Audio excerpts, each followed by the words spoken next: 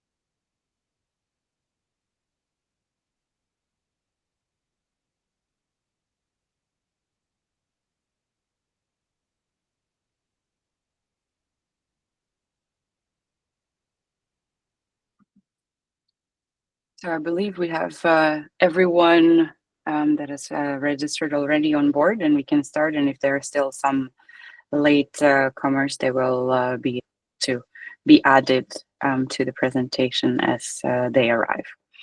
I'd like to welcome you to today's workshop on PED innovation and collaboration that is titled with Building the Future of Energy. We have here representatives of the Scalable Cities community from various projects: Ascent, InterPED, Harmonise, PEDvolution, and NEUTRALPATH. You will hear a lot more about them and their representatives throughout the whole workshop.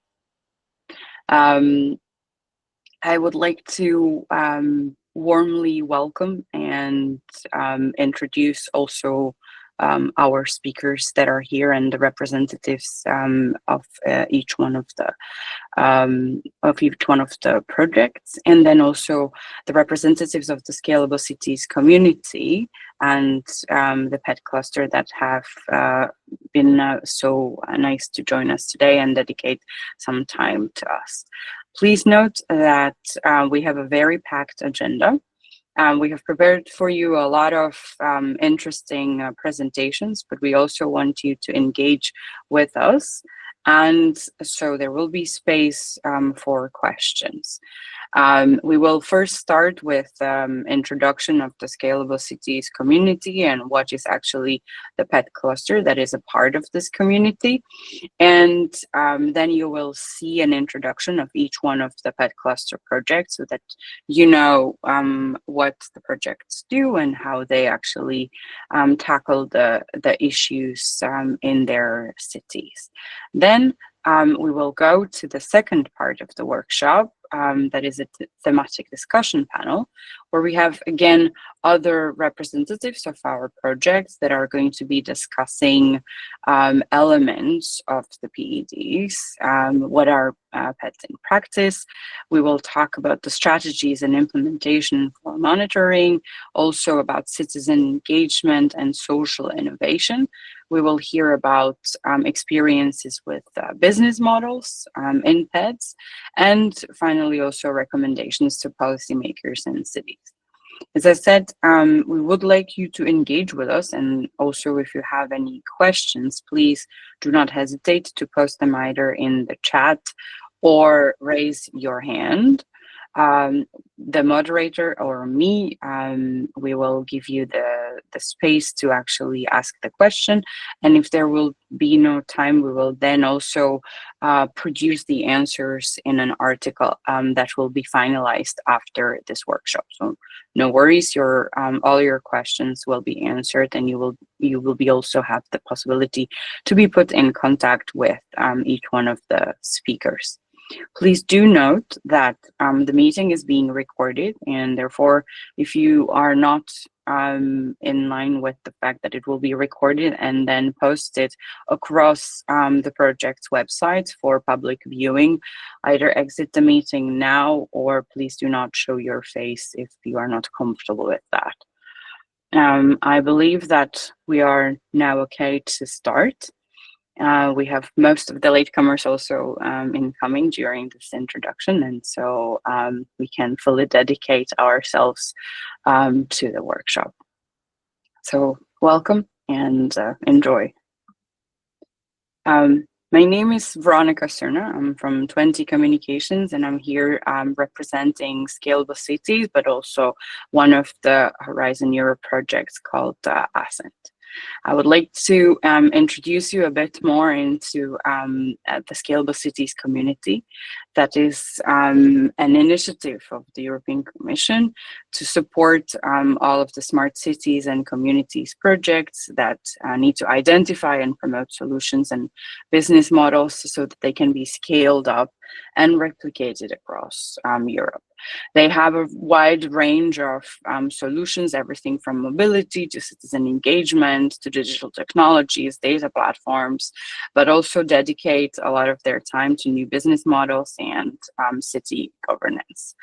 This initiative has been actually also a grassroots initiative that was started almost 12 years ago, and is continuing to kind of nurture a community of practitioners and city representatives and experts that are here to collaborate and work together to help each other to either deploy the projects in lighthouse cities, and those are the pilot projects, or then in either follower or multiplier cities who take over the solutions and try to replicate and scale them up in their own city or in their own district. Currently, the community counts 28 smart cities and communities and PED projects, and is spanned across 134 unique cities. And you can see on the map that really the spread is Europe-wide. Some of them, so 48 of them, are lighthouse cities. As I mentioned, those are the ones that are piloting solutions. And then we have 73 fellow or multiplier cities, and those are the ones that are not only following, but also trying to define the strategies and business models and set up the environment for the solutions to be implemented in their own city. 36 of these are actually PED cities, meaning those are the cities that are implementing positive energy districts, which are the ones that you will be hearing a lot more about today. The Scalable Cities has a secretariat, which is where also I come from, and the secretariat offers a wide range of services to the community, everything from organizing city coordinators group that helps coordinators to come together and exchange their knowledge, skills, problems, and how to solve them, to then supporting the cities and their partners with an action grant if they want to, for example, pilot a small project or do a feasibility study, to actually deploying experts in expert groups into various technical areas, or offer peer-to-peer support. So not only to the city coordinators, but also other representatives of the projects and cities, where they can actually call on to their peers from other cities, other projects, for additional support with any kind of technical problems they may have in the implementation of the project. We also are organizing a roadshow that is a dedicated workshop for financial capacity building, and we will have one in July upcoming, and also branding and events such as this one, but not only, a lot of them across the years. The key is that we are really here to support the community, to disseminate all of the solutions further, and to ensure that the community exchanges knowledge and nurtures really a welcoming and collaborative environment. As I have mentioned, the community has started almost 12 years ago. So the first projects have been starting already in 2014. So the depth and width of the knowledge and all of the experience over the years is here. And I would also, those who are not yet an active part of the community, would like to invite you to really join in and participate, because there is a lot to learn, but also a lot to share from other peers, from other projects, representatives, and collaborators. And it's a very open and welcoming community that we have here. Over the years, of course, the projects have developed from more focusing on individual solutions, smart city-wide solutions, to now focusing a lot more on the on a setup of PEDs. And that is why we are talking today to only selected number of the projects that we kind of called the PED cluster. It's a PED, positive energy district cluster, part of the community. And again, these are not even all of the PED projects that are in the community, but a selected few. The reason why we are focusing on the PEDs right now is that because of the agenda towards climate neutral EU by 2050, where cities need to lead a clean and fair energy transition towards climate neutrality and sustainability. And they do it in 3 different dimensions: environment, economy, and social dimension.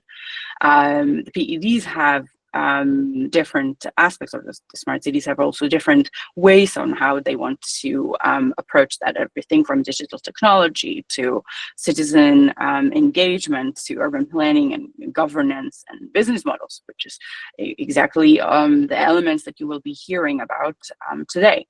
The common part is that they are actually using digital solutions and enablers to enhance, scale up, and implement changes and innovations in energy systems, in mobility, in circular economy, in built environment, and to establish, for example, renewable energies. And their PEDs. In specifically, we will be hearing a lot today about smart solutions and grid energy management systems, about interoperable solutions enabled by digital technology, about renewable energy production and storage, e-mobility charging infrastructure, and high performance buildings. The target is to have 100 PEDs by 2025. So let's hope that target is reached by the end of the year. As I said, we have a selection of a couple of the PED projects in this cluster. There are some similarities on how they approach the design and implementation of the PEDs, and they are working in various areas also a part of that.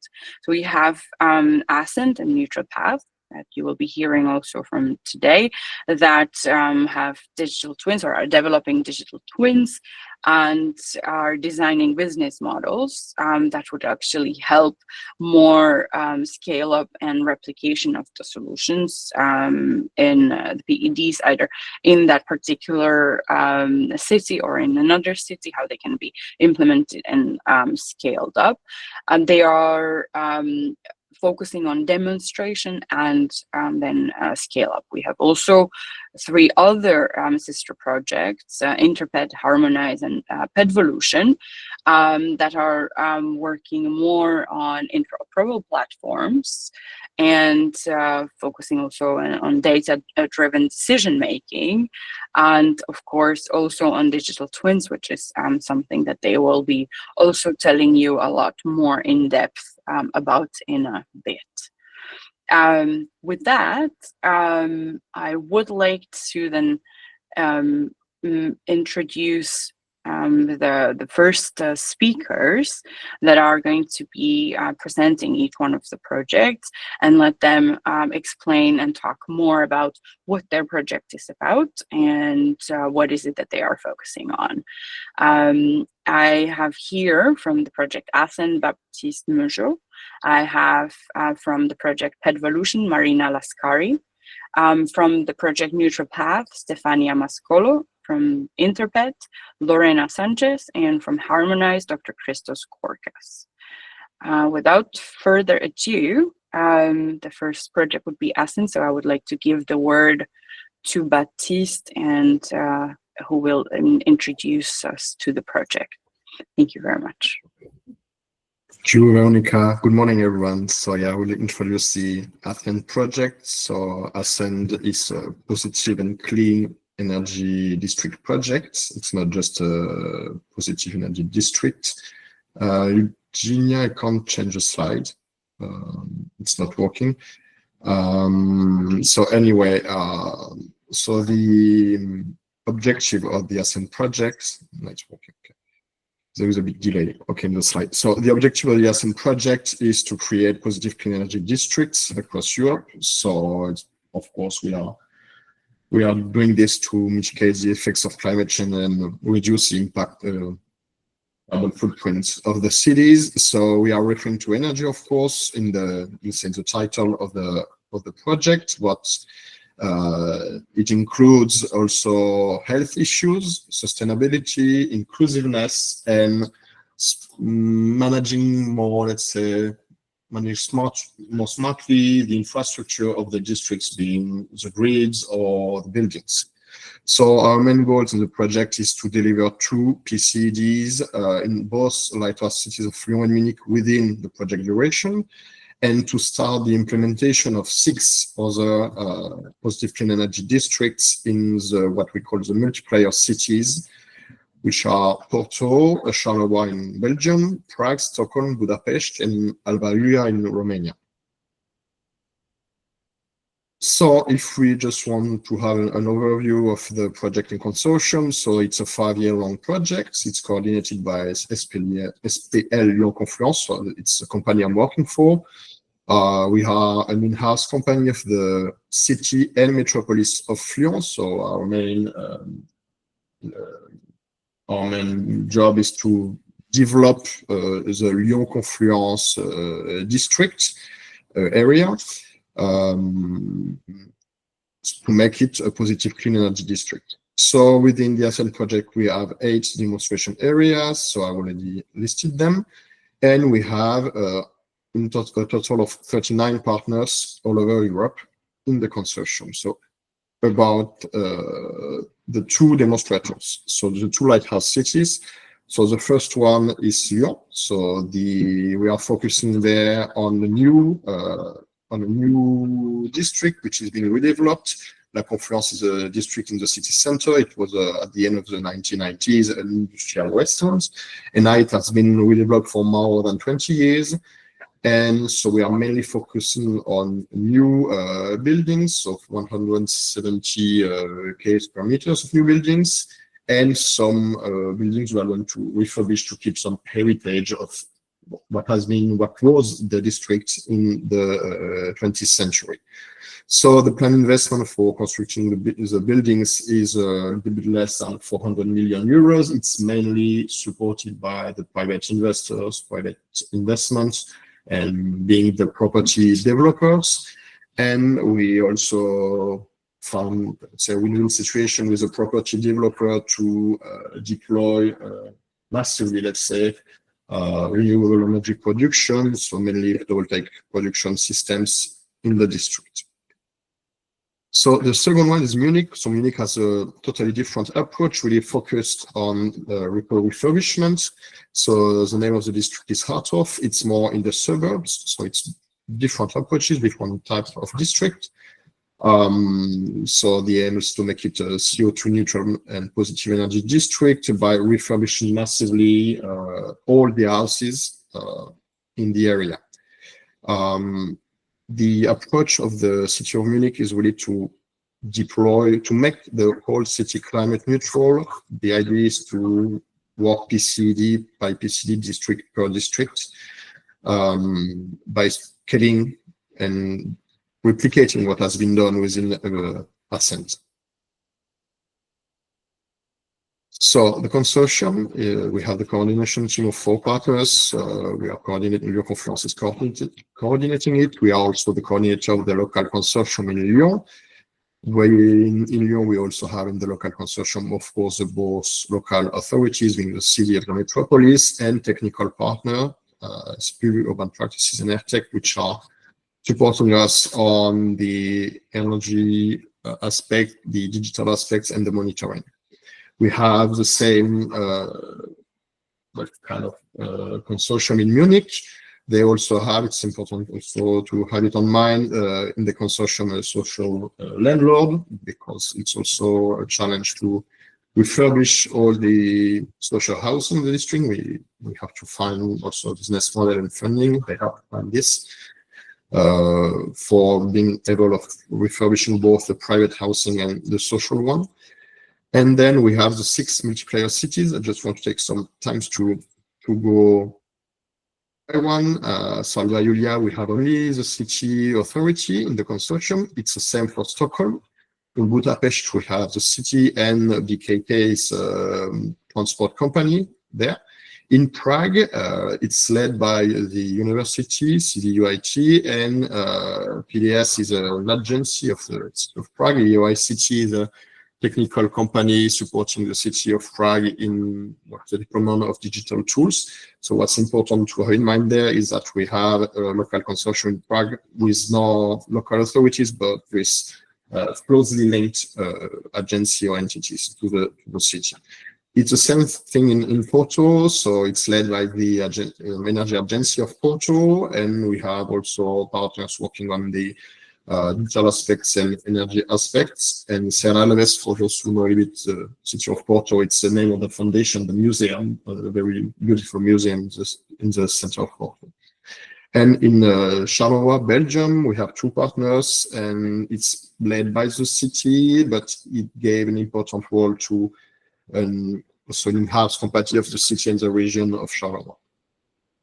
And then we have the cost-cutting experts. Energy Cities is leading helping all the multiplayer cities, and we have experts working on the business models such as University of St. Gallen, Airtrain Solutions, on digital aspects, DKSR, University of Luxembourg, on monitoring, so AIT, and on cross-collaboration and communication, so CARTIF and 21 communication, so the company Veronica is working for, or CEO of the company. So we are gathering in the consortium plenty of different stakeholders, so they are listed here in the slide. What's important to have in mind, and that's why also I wanted to insist on the local consortia, is that we have a local governance in each consortium, which enable each local consortium, which enable to make easily the links between all these kind of stakeholders, the policymakers, the citizens, and the private sector and businesses. So as then we are working in collaboration with the other PED projects we have. Veronica referred to at the beginning of the meeting, the session, and we are also working with all the Scalable Cities network, let's say, all these smart cities and community projects you have on the left of the slide. Of course, we are working with the main, let's say, initiatives in Europe acting for climate neutrality that you have on the right side of the slide. So what's our approach? What is our approach for positive clean energy districts? So as I said, we are not only addressing the energy issues, we're also working on health and by including air quality monitoring, by including works on public spaces. We are deploying digital solutions to manage more smartly the infrastructure. We are working on sustainability. We have a big also big actions on citizen engagement and inclusiveness, and we have, as you've seen, also several partners working on business models to be as resource efficient as possible. So we base also the definition of what a PCD is based on what GPI provides as a definition. So we define it as an energy efficient and flexible urban area of connected buildings which produce net zero greenhouse gas emissions. So we're not referring only to energy, but all the different aspects of a district. So it stands on 5 main pillars. So the citizenship, active citizenship, so citizen engagement, frugal building, so high energy efficient building and renewable energy production, smart energy grids, so for both heating grids, electricity grids, and also we are in some district monitoring the water consumption. Obviously, we are addressing all the challenges related to public transportation and uneven transportation. We include in this the freight, so logistics flows, and last but not least, we are using the chat tools to help us to support us in implementing these solutions and managing them. All these pillars are connecting at the center by the urban ecostructure. So basically, it's a governance. As I said before, it can be the local authority, it can be an agency, it can be an in-house company. So we are also assessing this and addressing this topic to find a way of deploying, how to deploy as fast as possible a PCD and how to replicate them, what should be the governance for this. So how do we deal with this? We have this approach in Ascend on the deployment of 6 solution packages. So what we call solution packages, there are packages of solutions gathered by thematic. So the first one is on digital infrastructures. The second one is on energy communities. The third on energy efficient buildings. The fourth on decarbonized mobility. The fifth on citizen-centered solution, and the sixth on urban orchestrators. So it's really linked to the pillars of the positive clean energy district. So each of them is let's assessed technically, financially, to make sure they are replicable and they can be upscaled in the city. Of course, well, they are different depending on the local context and local challenges. But all these packages are assessed by the experts of the consortium to make sure, well, they are sustainable and they have sense, or if they need to be improved or a bit modified to be then able to be replicated in other parts of the city and in other cities. At the end of the project, we have to deliver 2 positive clean energy districts, so Lyon and Munich, and to launch the planification and the deployment or the deployment of 25 clean energy districts in both the lighthouse and the multiplier cities. So we also want to have the 6 solution packages validated by the market and linked to the market. Each city will work on a city investment plan to find a way of financing the climate neutrality in its city. We have also solutions linked to digital aspects, so KPI engine to facilitate and to make easier the monitoring of each district, repository of solutions, so GitHub, and a multi-criteria decision analysis tool, which helps the cities in designing their positive clean energy district. Other midterm impacts, so we want to create, thanks to the Ascent project, a new waves of PCDs in our cities, in the city of the consortium, and in the national city alliances that each city has to create or work with within the Ascent project. The objective is to reach 100 additional PCDs by 2030 by cooperating with all the initiatives shown in the previous slides, so Cities Mission, Net Zero Cities, Covenant of Mayors, Scalable Cities, the Census Marketplace. Of course, by deploying solutions, the idea also is to create new jobs and to find investments to finance the climate neutrality. And last, the timeline of our project. So we launched the PED construction in the lighthouse cities in 2024 and 2025. The launch of construction in the multiplier cities, in most of them, we start in 2026 or next year. And we have started or are going to start, depending on the cities, to identify where these solutions will be replicated within the city area, so that at the end of the project, we can start the planification and construction of 25 new PCDs. And the objectives, the super objective we have is to start the deployment of 270 PCDs in 2035 in our cities, plus in all the city alliances of each of the 8 Ascent cities. I think that's all from my side, and I hope I was not too long because we have several presentations then. And Eugenia or Veronica, I give you. Yep. Thank you very much. Thank you very much, Baptiste. And I would like to invite Marina Lascari from PEDvolution to talk about her project. Yeah. Good morning, everyone. I'm Marina Lascari. I work for InLecom, and we are coordinating the PEDvolution project.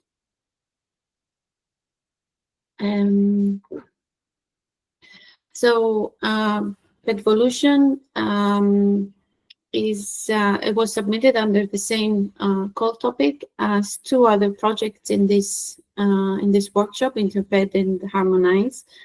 The call topic is indicative of what these projects are about. It's called Interoperable Solutions for Positive Energy Districts, including a better integration of local renewables and local excess heat sources. So in a nutshell, our projects are asked to tackle this issue.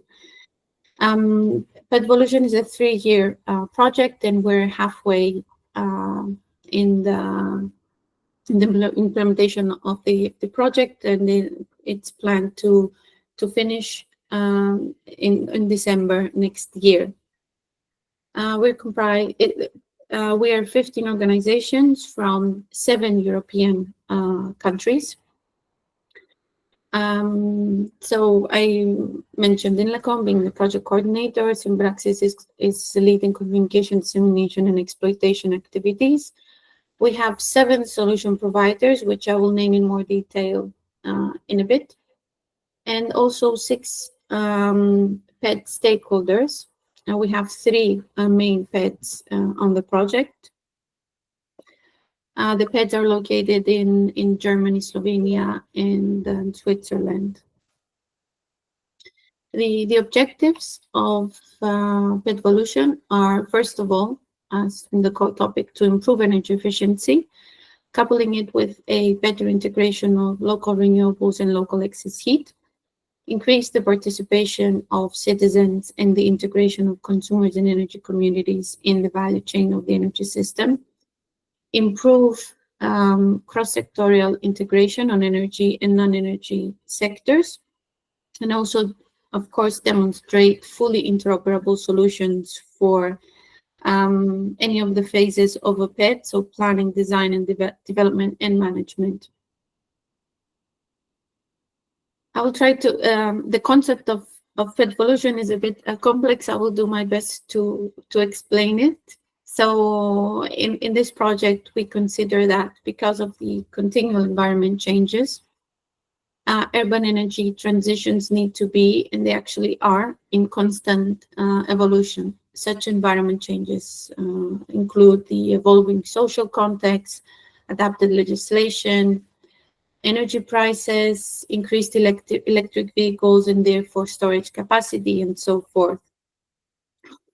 Therefore, in this, we saw a strong analogy with the theory of evolution that says that if an environment changes, the traits that enhance survival in that environment will also gradually change or evolve.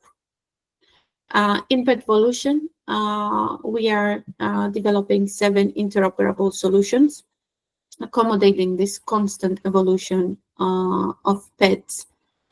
And these solutions that we propose can design, process, optimize, and strengthen the PED's genotype and or phenotype. By PED genotype, you can see the definition in the right-hand side and also in the figure. PED genotype is the PED's set of genetic material that's built through a unique combination of social technology, interoperability, and market-related aspects. And the PED phenotype is the set of observable characteristics of the PED resulting from the interaction of its genotype with the environment. And by environment, we mean could be the energy market, the industry, mobility, geopolitics, ICT, or have you. These solutions will be tested, demonstrated, and validated in the 3, we call them co-developer PEDs that we already have, and at least 3 additional PEDs that we will onboard through an open call for PEDs. So as I said, we have 7 solutions being developed in the project. In a very worthy slide, you see 4 of them. The first one is the PED design and planning toolset. This is led by Vito. This is a digital planning tool that helps developers and city planners to simulate and optimize energy systems at both building and district levels. Then we have the dynamic decision support guideline led by NTNU. This is a structured workflow and targeted guideline system that helps decision makers in selecting the best technologies, the urban planning strategies, and renewable energy integration approaches. The third tool is the PED Energy Manager, led by Offset. This is a multi-level toolset for optimizing energy flows, utilizing flexibility within a PED, and integrating with energy markets.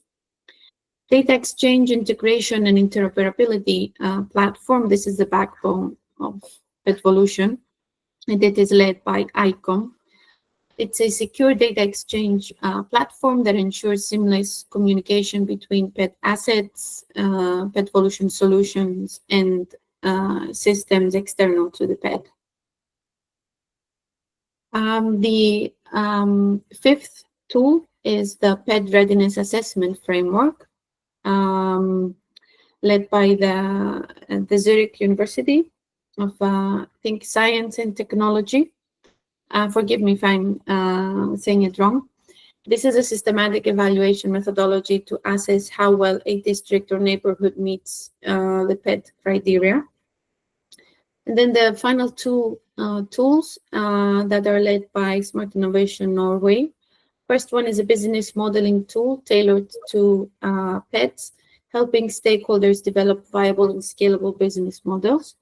And the social innovation tool, that's a methodology for stakeholder engagement and community participation, ensuring that PED solutions align with local priorities and societal needs.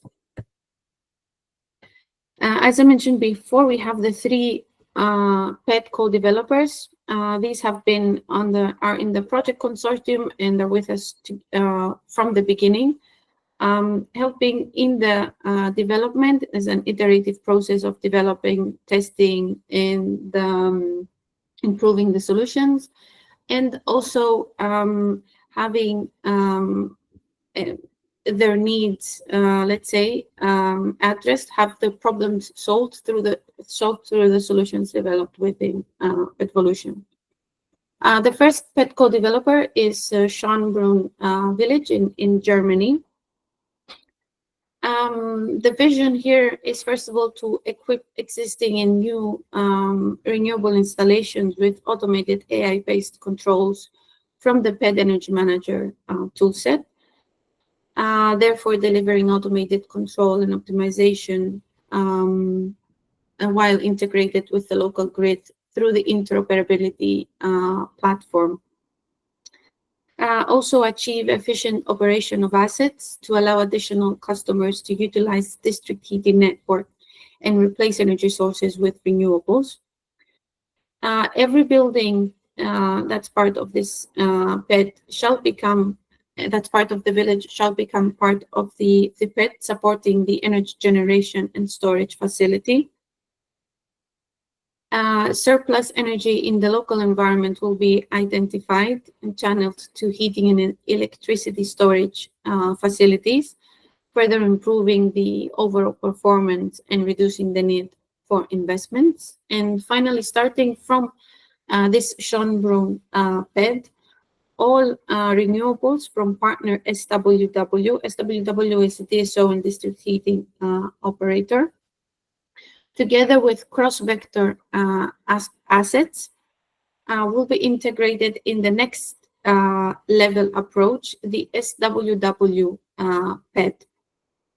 The end goal is, after building this SWW PED, is to establish the ultimate PED on a regional level, namely the Zenob PED. Zenob is a joint venture, again, a project partner, promoting and financing innovative energy solutions. The second PED is located in Slovenia, is a residential neighborhood, Planina. The vision here is to equip existing industrial components for low temperature dirty condensate inside with calorimeters to determine precise temperatures, whereas the PEDvolution toolset will calculate the accurate waste heat energy output. Also virtually connect nearby hydro power plants to the PED. And the new energy community will provide renewable energy with long-term fixed electricity prices to reduce risks related to energy markets. Also, the vision is to transfer excess heat that's not used in the industrial process to a second nearby PED, for the possibility of completely excluding the need for natural gas. Integrate an electric boiler into the Planina boiler house, ensuring smooth operation of system services, namely negative secondary control. And finally, integrate new software solutions from the PEDvolution toolset to allow automatic dynamic demand response of the individual buildings and the industrial equipment in order to most cost efficiently adapt to the upcoming new tariff system. So the end goal here is to create a new energy community together with citizens and industrial partners who provide excess heat for optimal revenue distribution and sharing of benefits. Finally, the hard community in Switzerland. The vision here is to expand the photovoltaic system on additional roofs, expand the e-mobility, shared mobility options, create self-sufficient communities of single buildings, transition from gas central heating to a central heat pump heating, and finally include services from DSO and from local community. So the end goal here is a complete integration of renewable energy sources, namely hydropower and PV systems, with the energy usage in the heart community. Where we are, as I said, we are halfway in the project, and in year 2 of the project. Now all efforts are put in the final development and in the integration, implementation, and testing of solutions by those 3 PED co-developers that I just described, and then move into the 3rd year of the project with full demonstration, validation, and solution refinement. In the 3rd year, we will enter, as I said, with 3 to 5 additional PEDs. And something that maybe I will close with this information that's probably interesting for many of you here. We have an open call for demonstrators that opened on 1st of May and will close on the 30th of June. So if you have an active PED initiative or an energy district that's either existing, it's under development, or in planning phase, you may be eligible for this funding. It's the selected applicants will receive between 30 and 50,000 euros to participate in this activity.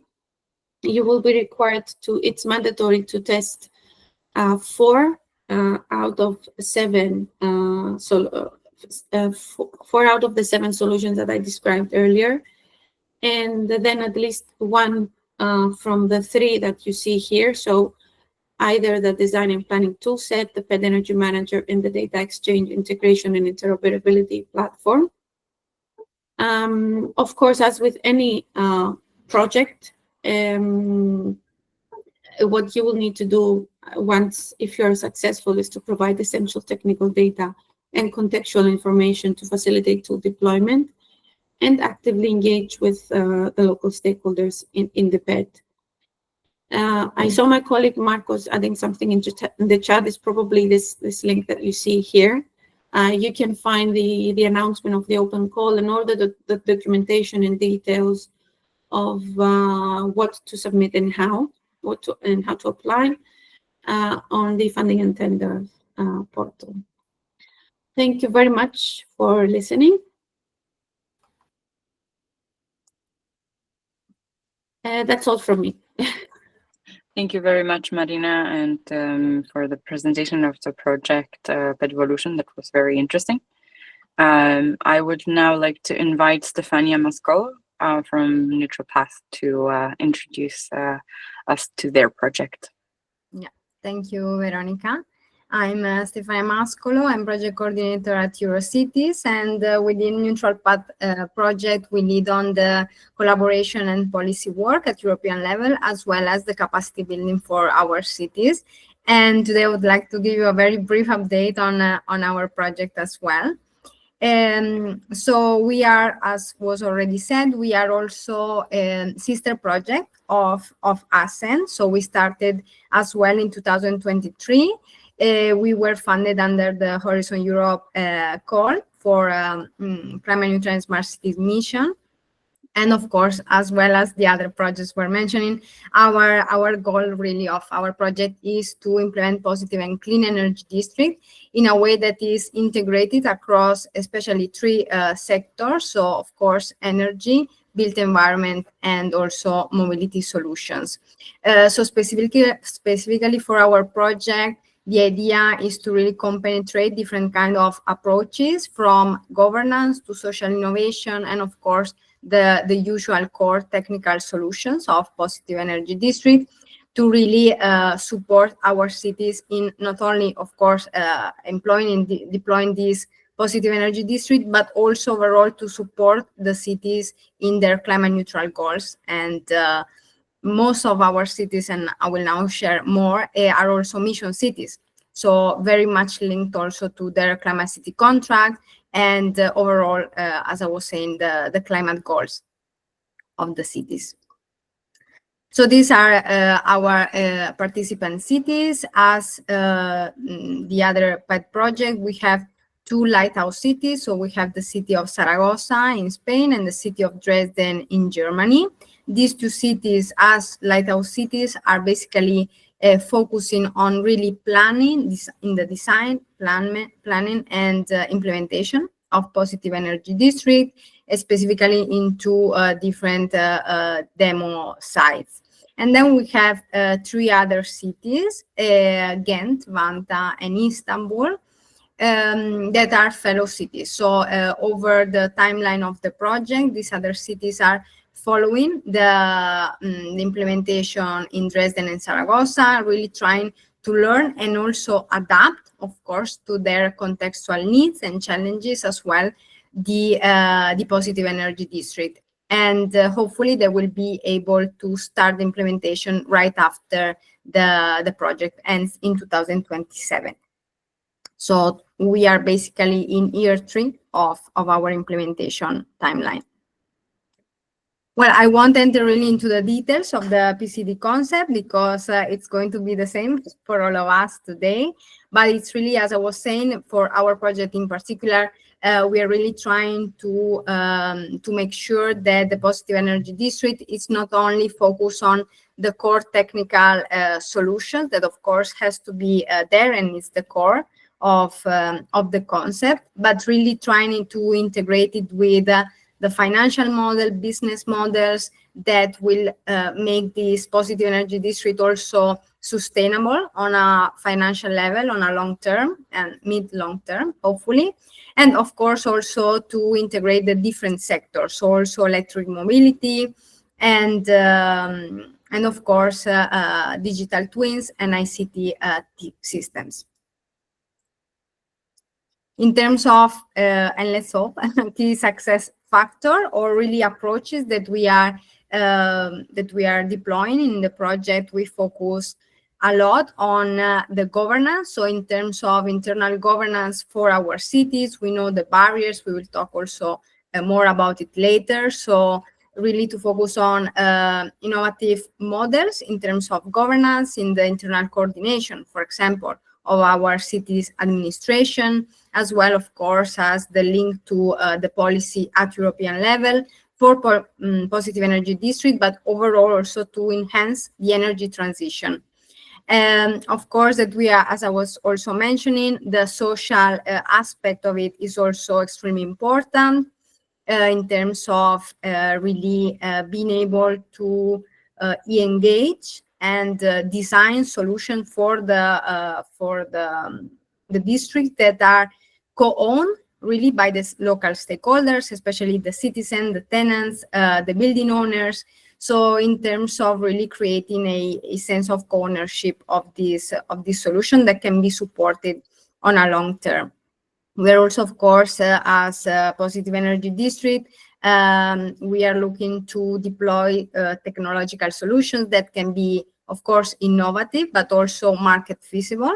And of course, this is very much related to the conversation that we are having later as well on the business models for positive energy district. And of course, as we have different cities from different regions, we are also looking at the contextual needs and challenges of the districts and of our cities. In terms of, just to give a little bit of 2 words really on the social approach from NeutralPath, specifically as a tool that we have designed in the project, we have living labs that we call climate neutral labs that have been established in each city. So each in our city, even the fellow one, have created these living labs in which really the city administration is leading a conversation with the citizens, the local stakeholders, private research sectors, really to make sure that these solutions, as I was saying, are really designed in a participative way and can overall contribute to the climate goals of the city. some of the activities of these climate neutral labs that are also held, of course, both in English under the timeline of the project, but as well as in the local language. So we really try to make sure that the local stakeholders are engaged, are following with the positive energy district that are being planning or implemented. So we have, of course, the capacity building program, and I will tell you a little bit more later. We have the co-design of business models as well. We have different kind of activities as green walks and workshops with the citizen to understand also the needs, the barriers, the awareness level as well of the citizen in terms of what the positive and clean energy district really bring as a co-benefit in terms of course health, etc. For the population.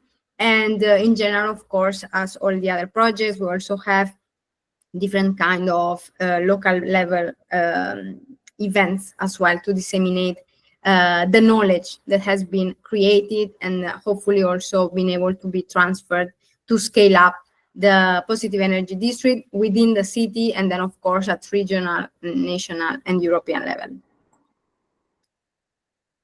Just a couple of words on the capacity building program that we have designed as well for our cities. As you can see here, the idea is really to put the cities of the project at the center of our program. The capacity building for neutral path cities has started in 2024 and is going to run until the end of the project.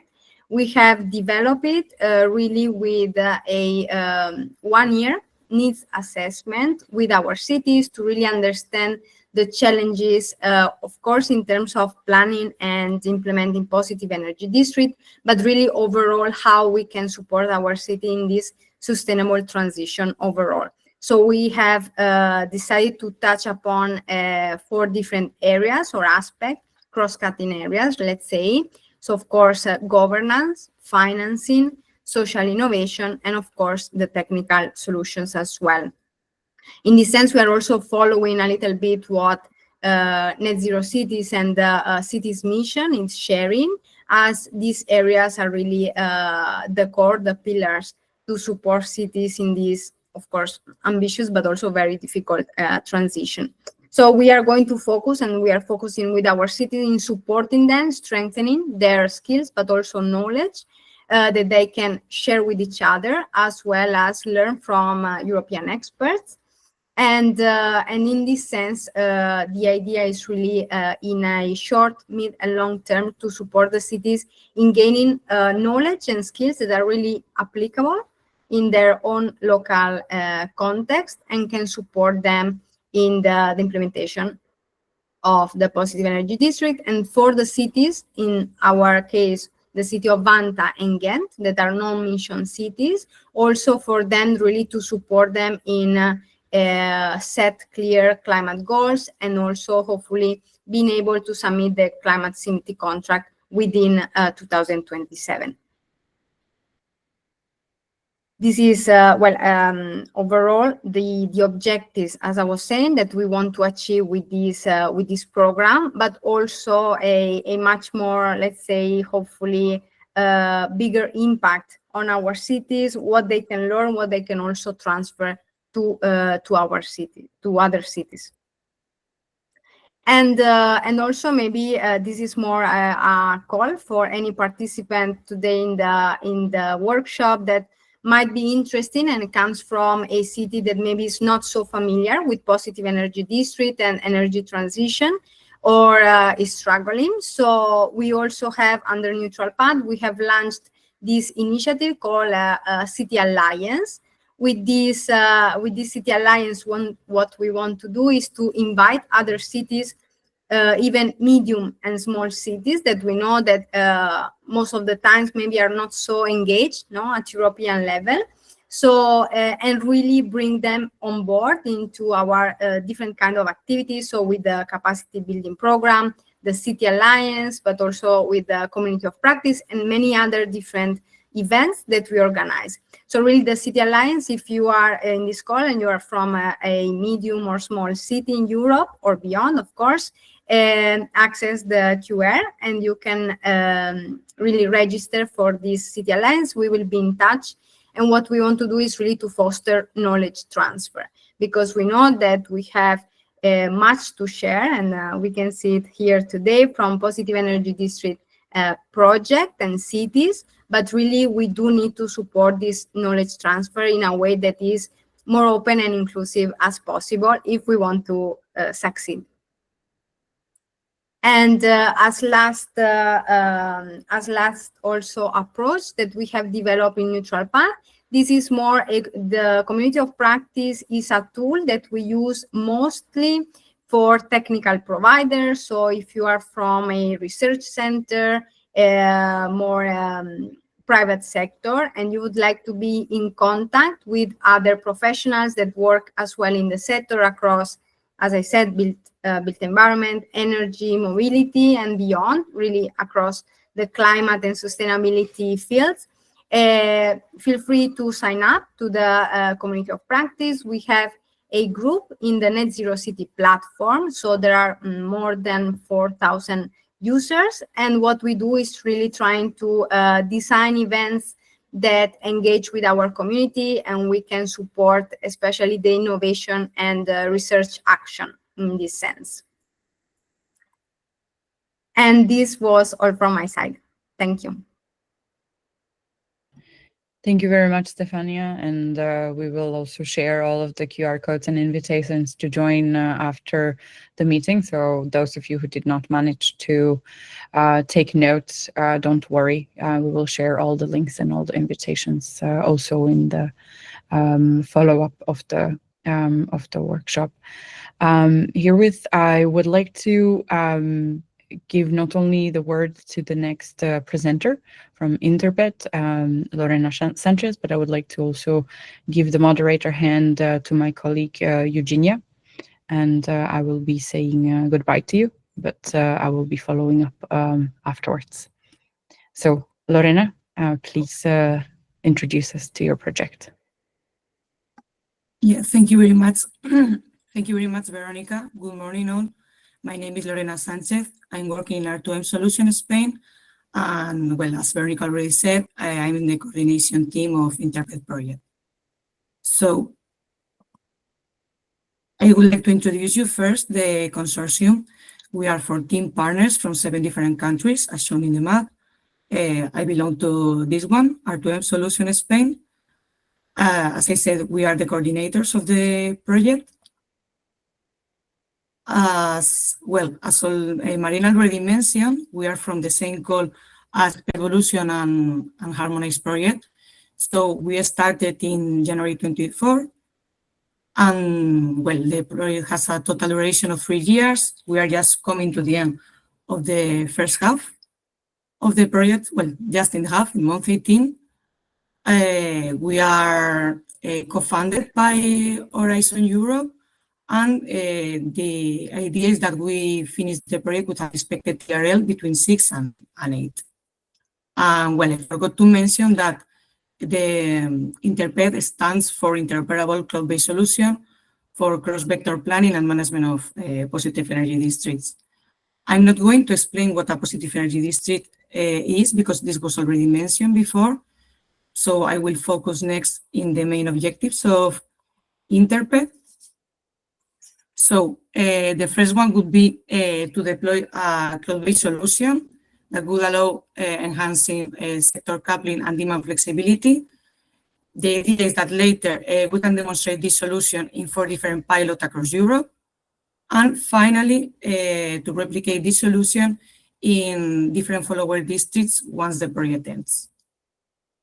In the long term, the idea is that InterPED provides the following benefits that could be summarized in 4 mainly.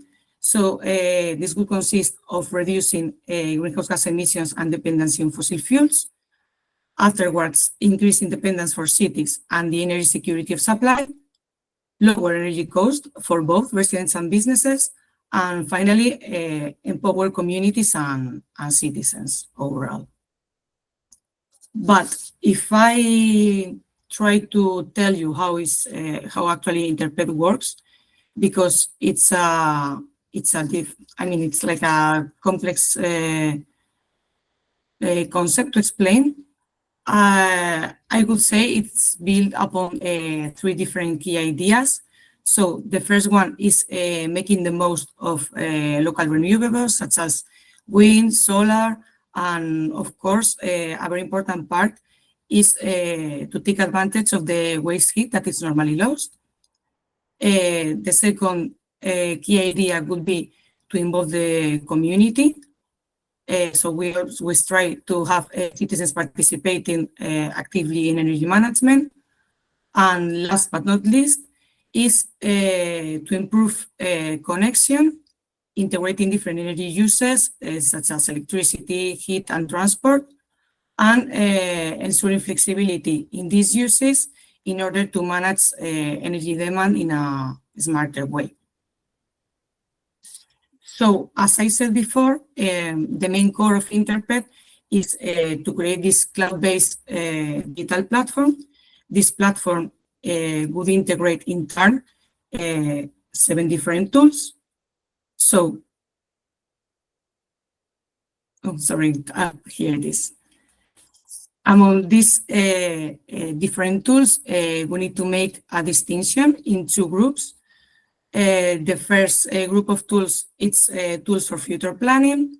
This would belong to the design phase of the positive energy districts, and what they allow is to carry out simulations in order to perform scenarios, different scenarios, and based on the results of these scenarios, trying to improve decisions making and make better decisions in the long term.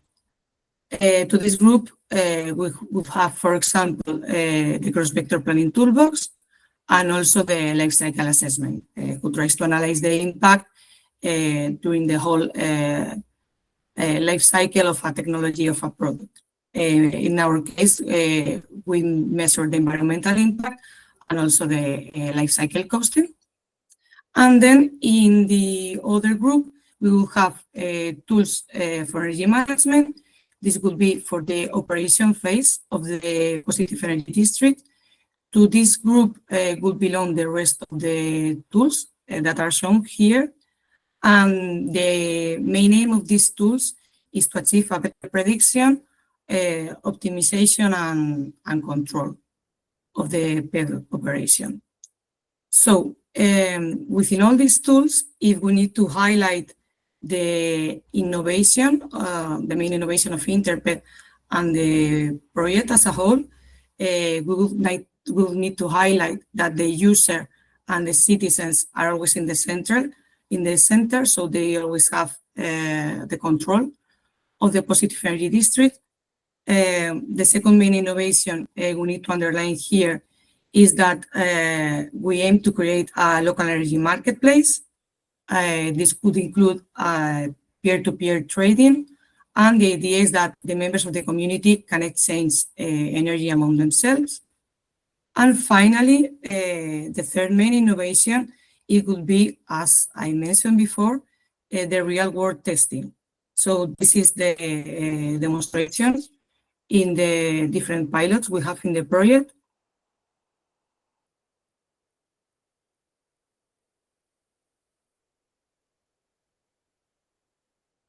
No, sorry.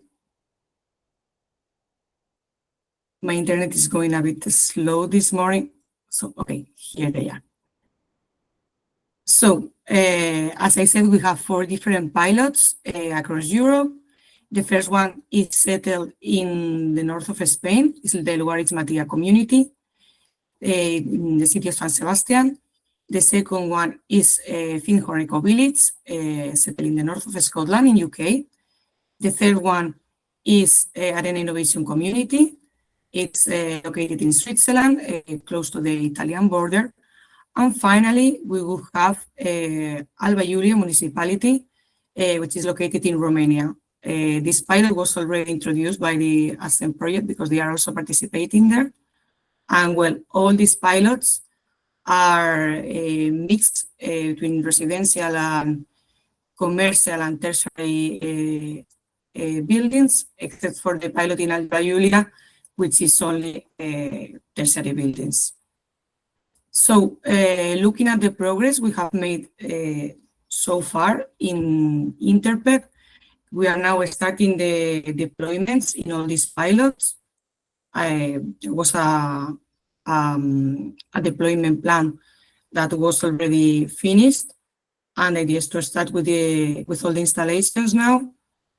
So if we look to the total project progress, as I said at the beginning of the presentation, we are about to finish the first half. We can say that we have already accomplished 3 out of the 7 milestones.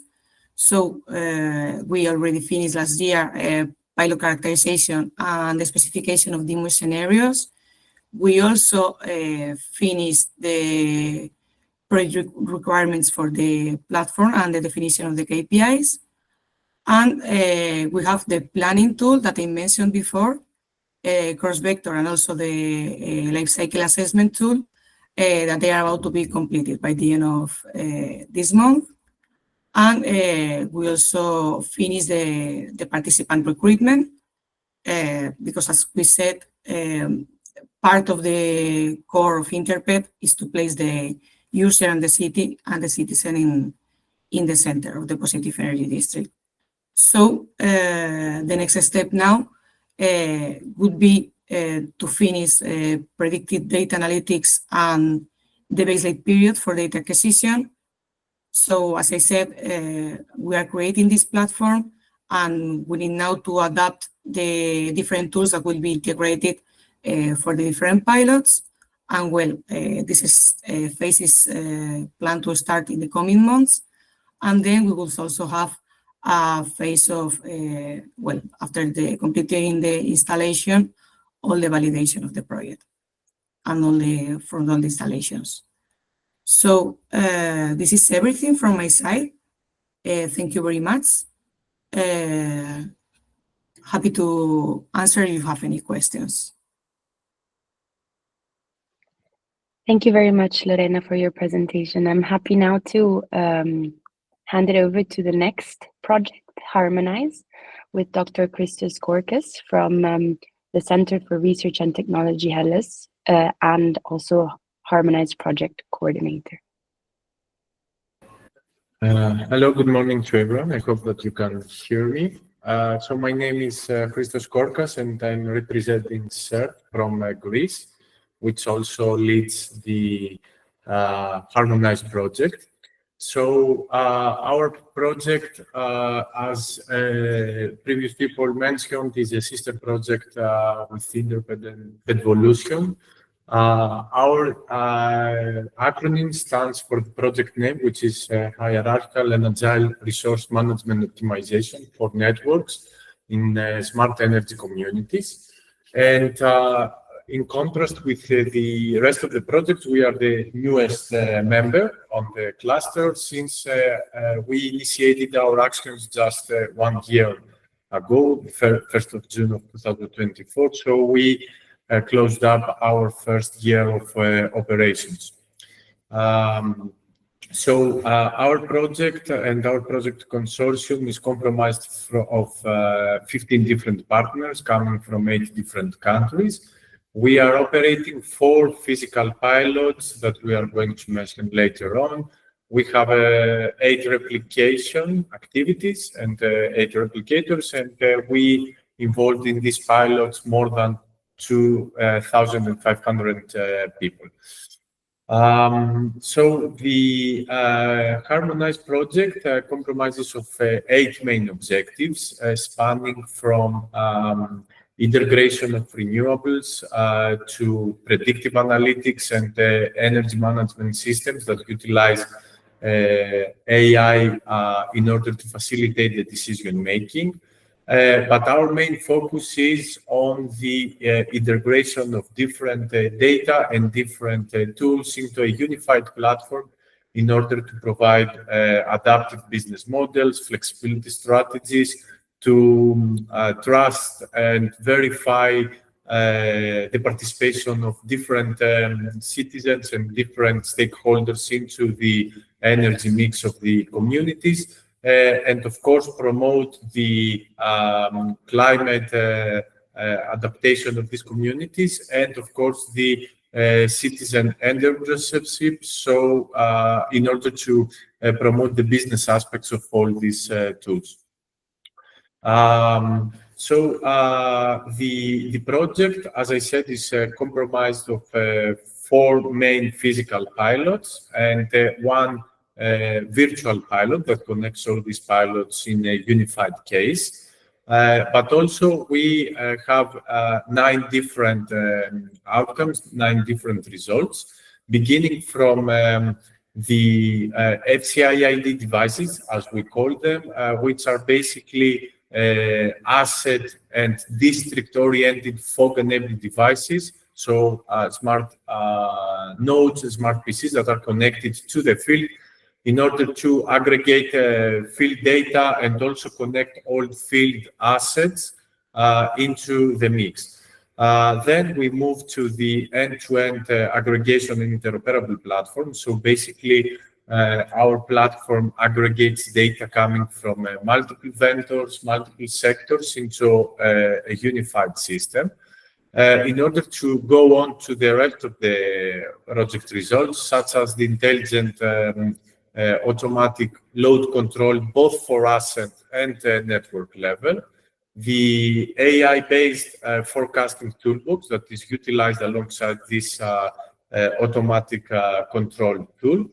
And both are utilized in order to optimize the operation of all district assets, but also to optimize the operation of the whole asset as a node of the grid of the future. Of course, alongside with this real-time optimization and prediction tools, we have a design and expansion toolbox that facilitates the decision-making of the district managers, of the district users in terms of expansion, of new assets that could be installed into the mix, of new business models that could be developed in order to help the decision-making on an offline manner. All these tools are encapsulated under a user-centered gamification app. So a front-end app with gamification aspects that help us, promote the outcomes of the project towards the end users, towards the citizens of the energy communities that are present to our project. And also connect all these technical tools to the other 3 results, which are basically the smart contracts and the peer-to-peer trading that we have between the end users of the PEDs, the dynamic business models that we are developing under our project, and of course, the different strategies that we have for user awareness, the long-term engagement, and of course, the long-term decisions and expansion that we want to have in our communities. So the concept pretty much, as I described it, is comprised of 5 different levels. The first level, of course, is the asset level. So basically, whatever is encapsulated into these communities, such as smart buildings, renewable energy systems, storage systems like batteries and EV procedures. So everything that is around into a community. Then we have the prediction and control layer. So basically all the technical tools that are utilized for real-time control, real-time predictions, and facilitation of the decision-making in real time regarding the energy decisions of the users. Then, of course, we have the aggregation layer where we have the aggregation platform alongside the security and privacy mechanism and the blockchain-based smart contract decisions that we have in order to feed all this information and all these decisions to the last 2 layers, which basically are the business layer and the user layer, that are utilized by the end users, the PED managers, the PED decision makers in order to basically expand the communities, but also make more money in a more climate neutral and climate preserving way. A few words about our pilots. As I said, we have 4 main physical pilots. The first one is located in Estonia, in Tallinn. It is a mainly tertiary pilot, so basically comprised of very big office buildings alongside a quite large EV station building located alongside with them. And also the system here is connected both in the electricity network, but also on the district heating network. So giving us the option of utilizing and combining 2 different energy networks into the mix. The second pilot is located in Spain, in Pozo Lorente region. It is a smaller village with around 400 buildings, mainly single-family houses and small businesses. It is connected to 2 large PV plants, so virtually the whole village is a positive energy district. And here, of course, we are mainly focused on situations where we need to have peak saving, load saving, especially during summer due to the Spanish conditions. The third pilot is located in Italy, in Valle Vignale. This is a very small renewable energy community with only 10 to 20 buildings.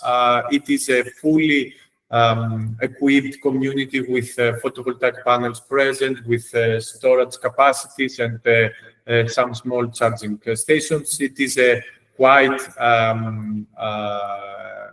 positive energy area. So here we need to promote efficient management of the assets of the community in order to minimize the interactions with the grid and promote the optimal utilization of the energy that is produced.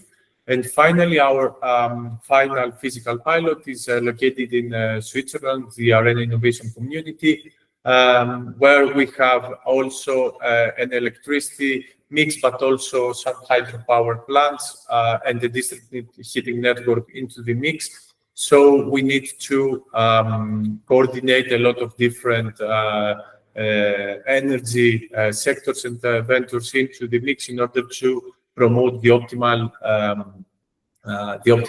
operation of the community. These are the 4 main physical cases. Of course, we have a virtual case where we connect all these 4 cases through our FCIID devices into a virtual unified pilot, a cross-regional pan-European pilot where virtually we have to coordinate the actions between the 4 different pilot cases in order to promote the optimal operation of the whole network and minimize the costs on a very much larger scale. So that's all from my side. If you have any question regarding our project, I would be happy to answer it.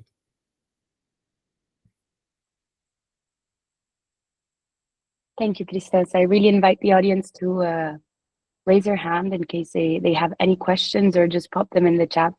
We're happy to address each and every one of them, either in the session right now or afterwards, as my colleague Veronica mentioned earlier. So thank you very much to all of the presenters. This is great, and really let me tell you how great this workshop has been so far.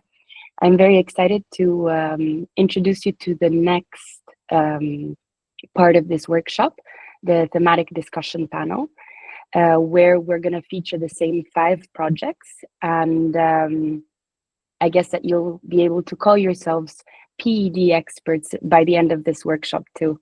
So we're going to start with Harmonise project, always with Dr. Christos Korkas. And I'd really like to ask you, Christos, what does a fully operational positive energy district look like in practice? And if you could describe and summarize key components and actors that are typically involved in PEDs, please.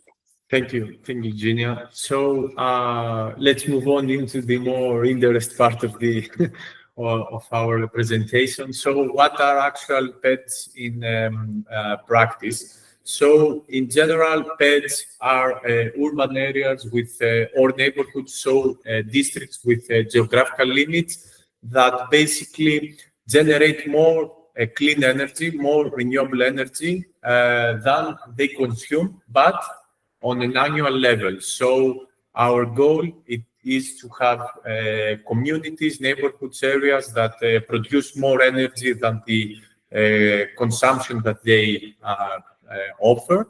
And to do so, they have to combine multiple different assets, such as smart energy efficient buildings, on-site renewables, storage units like batteries, and also storage units like electric vehicles. However, this is not a straightforward process because we need to combine a lot of data coming from different platforms to optimize and forecast the energy patterns inside these communities and utilize very advanced and crucially now the last 2 years AI-based tools to do so. And finally, possibly the most crucial aspect is that we have to rely on the active participation of all the citizens located inside these communities, the businesses, the local grids, and the energy providers that are connected to this community, and make them to communicate with each other, but also to start the transactions between each other, energy transactions, money transactions. So we have to offer all the technical tools to do so. Great. Okay, so if we had to understand really how PEDs differ from other sustainable urban development models, like, for example, smart cities or low carbon zones, where would those similarities and differences rely and be? Mm-hmm. So, if I may, the similarities begin from the aspect that in all these cases, I mean, in cases that we are talking about smart cities, PEDs, or low carbon zones, the goal is, first of all, to have a digital transformation of these areas. So, to utilize data aggregation techniques and smart tools in order to connect all these assets into unified platforms. And, of course, offer clean air, connected communities, energy freedom, and energy services to the end users. However, the main difference is that PEDs mainly focus and have as a highlighted goal the energy aspect. So they need to create a net positive energy balance between the consumption and the generation profile that they have as a community. And they have to be energy specific, quite modular. And the most crucial, at least from my side, the most crucial difference is the fact that they have to produce and include real-time optimization techniques. So we are talking about real-time decisions in order to promote the efficiency aspects. Finally, one additional benefit of PEDs is that they transform the citizens from just mere consumers to prosumers. So basically, a mix between producers and consumers in order to help also and offer additional services towards the energy grid as well.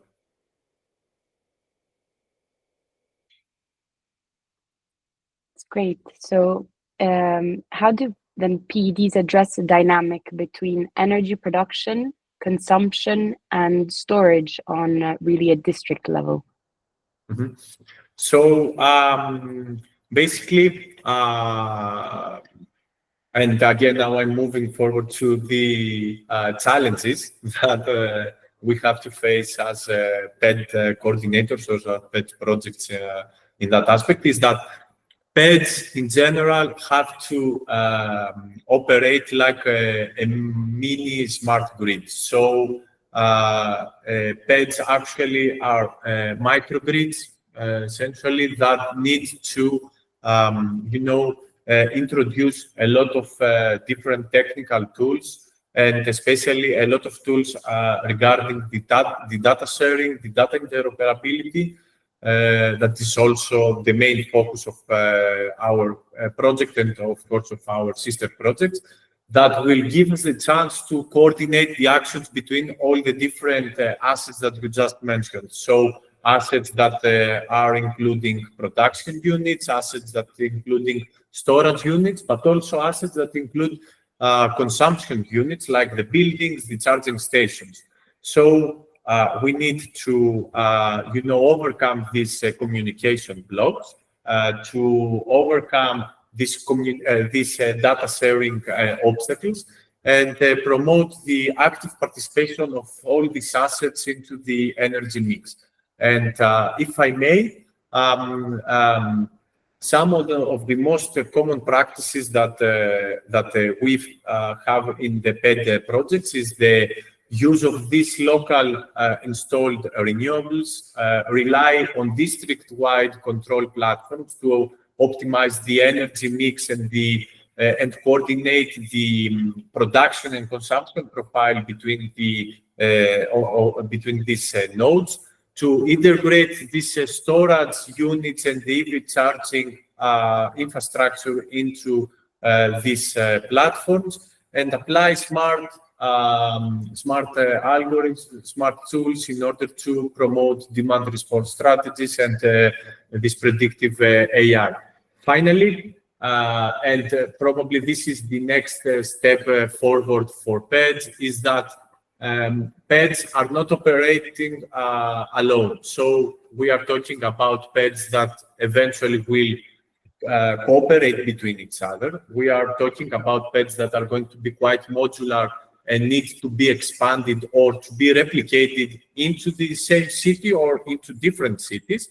And of course, we are talking again about the people. If people are not going to be part of this transition, the PED experiment is going to fail. We need people to be on the forefront. We need people to take advantage of these tools, and we need people to replicate all these activities in order to expand the PED experiment across Europe.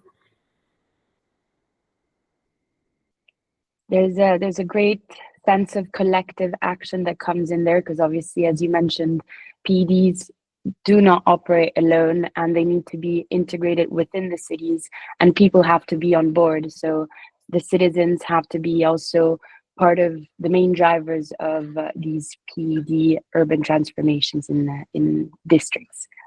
So thank you so much, Christos. I'd like to go on to the next project, PEDvolution. We have Minna Kuivalainen, which has not spoken yet. And let me briefly introduce her as the behavioral scientist of Smart Innovation Norway. She brings insights from social sciences perspectives into energy research in EU research and innovation programs, such as the one she is representing today, so PEDvolution. Hello, Minna, welcome. Hello. Hello. So my first question is a bit to set the scene. So we've been seeing what PEDs are, and Christos has been walking us through that as well. PEDs are often defined through a technical lens and primarily in terms of energy surplus, as we have mentioned. But shouldn't we pause to ask, what does the word positive really mean? If we take that question seriously, then we should also have to ask, positive for whom and in what ways? Yes, I wanted to start with this reflection of really the meaning of positive, and seeing it as not only this sort of positive or an energy surplus, but also looking at it through the lens of positive in terms of different dimensions in local neighborhoods and communities, looking at the sort of energy and environmental performance, but then also the sort of economic value and this kind of social and local value or relevance. So the idea is that PEDs or PEDs, they can be successful when they sort of bring value that is shared, understood and shaped by everybody involved. So this includes the local citizens, residents, and also different stakeholders that need to sort of work and operate together.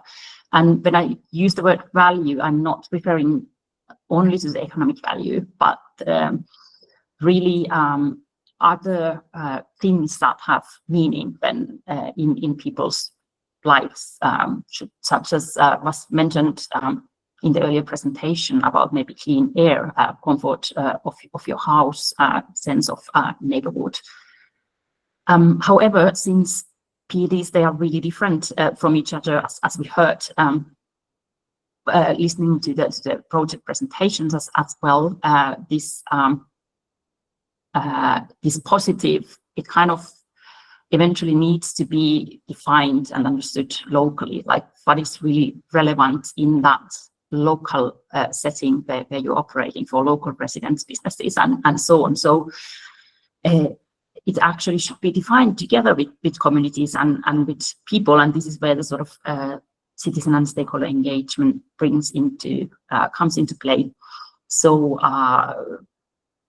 involving citizens, involving different stakeholders into this conversation to understand what really matters locally, I think that's really important. And this is what is sort of then supporting the long lasting impact of what we are doing. Definitely. And as you mentioned, PEDs are indeed extremely different from one another. And they stem from bottom-up community-driven initiatives to top-down municipal or utility-led efforts. So they can involve a wide range of actors, really, from residents and local businesses to city authorities and energy providers. So what kind of engagement strategies work in such diverse and local contexts, and what can we learn across them? Yeah, so as we discussed, really I've heard sometimes it's said that if you've seen one PED, you have seen one PED, because they can be so different from each other. So they really vary. There are different governance structures, actors involved. They can operate in really different levels, like thinking about starting from sort of household level and moving up to neighborhood and or community and even district levels. And so it's difficult to name specific strategies, let's put it that way, that would function for called PEDs. Really the sort of engagement strategies and activities, they need to be adapted to the local realities.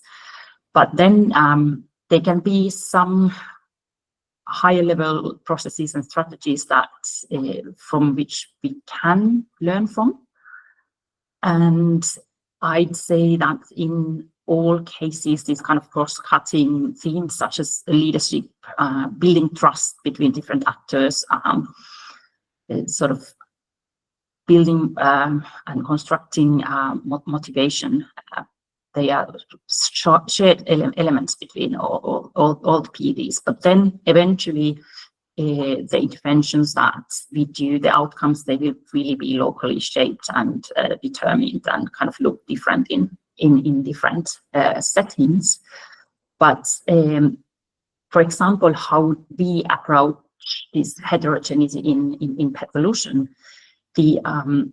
social innovation or stakeholder engagement approach that we have proposed for this project. It's this kind of an overarching process with 4 different steps. It's really starting to sort of looking at what are my goals and aims in this particular setting, what kind of interventions I'm planning to introduce, understanding who are then the sort of key players and stakeholders regarding these activities that have been proposed for this particular PED. And then really approaching and discussing with these stakeholders, collecting information and understanding the different viewpoints and sort of needs and preferences of those stakeholders, be them citizens or other kind of like local businesses, municipal actors, different type of relevant actors for the PED. With all that information and sort of going through it and co-creating together with these stakeholders, we can then build up these local action plans. Looking at, by action plan, I mean quite a lot on this kind of like strategic stakeholder engagement lens, but this can also mean that we need to change, for example, something based on the suggestions of a stakeholder, so that we can build and contribute our interventions in a way that they really are kind of locally accepted and bring this joint value to everybody. And in these processes, it's also really important then to every now and then sort of stop and assess what we are doing and see if that still makes sense for our end users, stakeholders, and citizens, and possibly take alternative action in case that is needed at that point. So we are looking at the engagement through this overarching like process or strategy, and then supporting all of these steps with different tools that kind of soft tools that are then adapted and accommodated locally, so that we are able to respond to the local realities that we operate. Thank you, Mina. My understanding is that it really does become a sort of reiterative process that needs a spot-on recalculation as the PED evolves.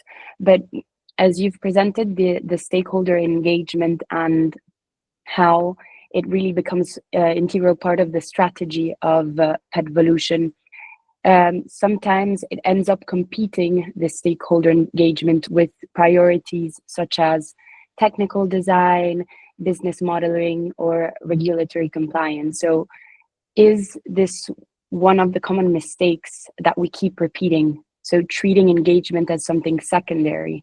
What could we do differently to make sure that the social innovation and stakeholder engagement are not sidelined? Yeah, if we think about challenges potential challenges related to this stakeholder and citizen engagement, sometimes, yeah, there are these competing priorities between different components of the project, but then other challenges that are often brought to my attention, for example, is that, yes, we try to organize these events and sessions with people, but it's not always so easy to actually mobilize people. And we are also competing from the sort of attention of citizens who have their sort of everyday preoccupations and interests and so on. So how do we deal with these realities? I do acknowledge and admit, I think it's well acknowledged that stakeholder engagement, it takes time, and often you really need to start with this kind of trust building and finding people and like being able, needing to go out there where people are and making your case. So it does take time. But I think that if we really think engagement as through this kind of a lens of strategic enabler, so actually understanding the sort of needs of the PED participants and residents and potential end user, it helps to identify these kind of early risks, and taking action to modify those. The enhanced participation, it increases shared ownership and sort of more long-lasting adoption of our other tools or interventions and whatnot, which also then increases the sort of legitimacy of the actions that we do. It also kind of helps to make more realistic kind of business decisions. It can help to have more accepted technical solutions, and equally kind of create this. It can contribute to creating this kind of local social fabric, sense of community, and so on. So if we take a look at it from that perspective, then I can maybe ask that, can we afford not to invest time and resources into this? Because then the sort of impact and consequences could be pretty different on what we do.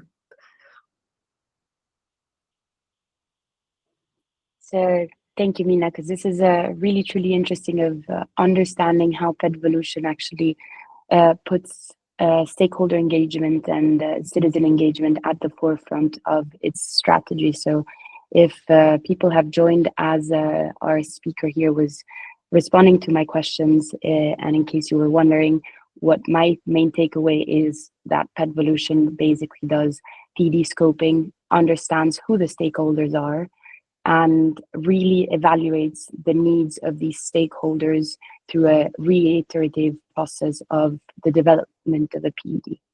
So thank you so much, Mina, for walking us through PEDvolution and its strategy. Right now, let me introduce you to the InterPED representative, Valentina Janev, which is a senior researcher at the Pupin Institute at the University of Belgrade, and to whom I'm going to be asking my next questions. So hello, Valentina, and welcome. Hello. Can you hear me? Hello. Yes, we hear you perfectly well. Thank you for being here. So the first question is diverted a little bit to explaining the concept of data spaces and the role they have in InterPED and its relevance for implementation solutions for positive energy districts. Sure. I would like to go back to February 2020 when the European Commission announced European data strategy. With the goals of boosting the European economy in alignment with the core European ideas of privacy, fairness, of competition and self-determination. So in this strategy, indeed, a cornerstone is the data space concept. Sorry, Eugenia, you have in the slide. Okay, I see your name across the picture. So I don't know if it's everything for. Okay. Okay, thanks a lot. So yes, so in this European data spaces concept, the data space is foreseen as a data ecosystem, and the positive energy district is indeed this data ecosystem in the energy data spaces part of the data spaces for Europe. So this data ecosystem has its stakeholders, as we discussed in previous presentations, and has its own software infrastructure. So how the stakeholders exchange data, how the intelligence services are running, deployed, and everything. So the general idea about behind the data spaces for Europe is setting up this needed software architecture to allow mutual trust of parallel, overlapping, and even nested data spaces. And in the previous presentations, my colleagues talked about this interoperability between PEDs, so interoperability inside the positive energy district, interoperability between PEDs, and in vertical and horizontal dimension.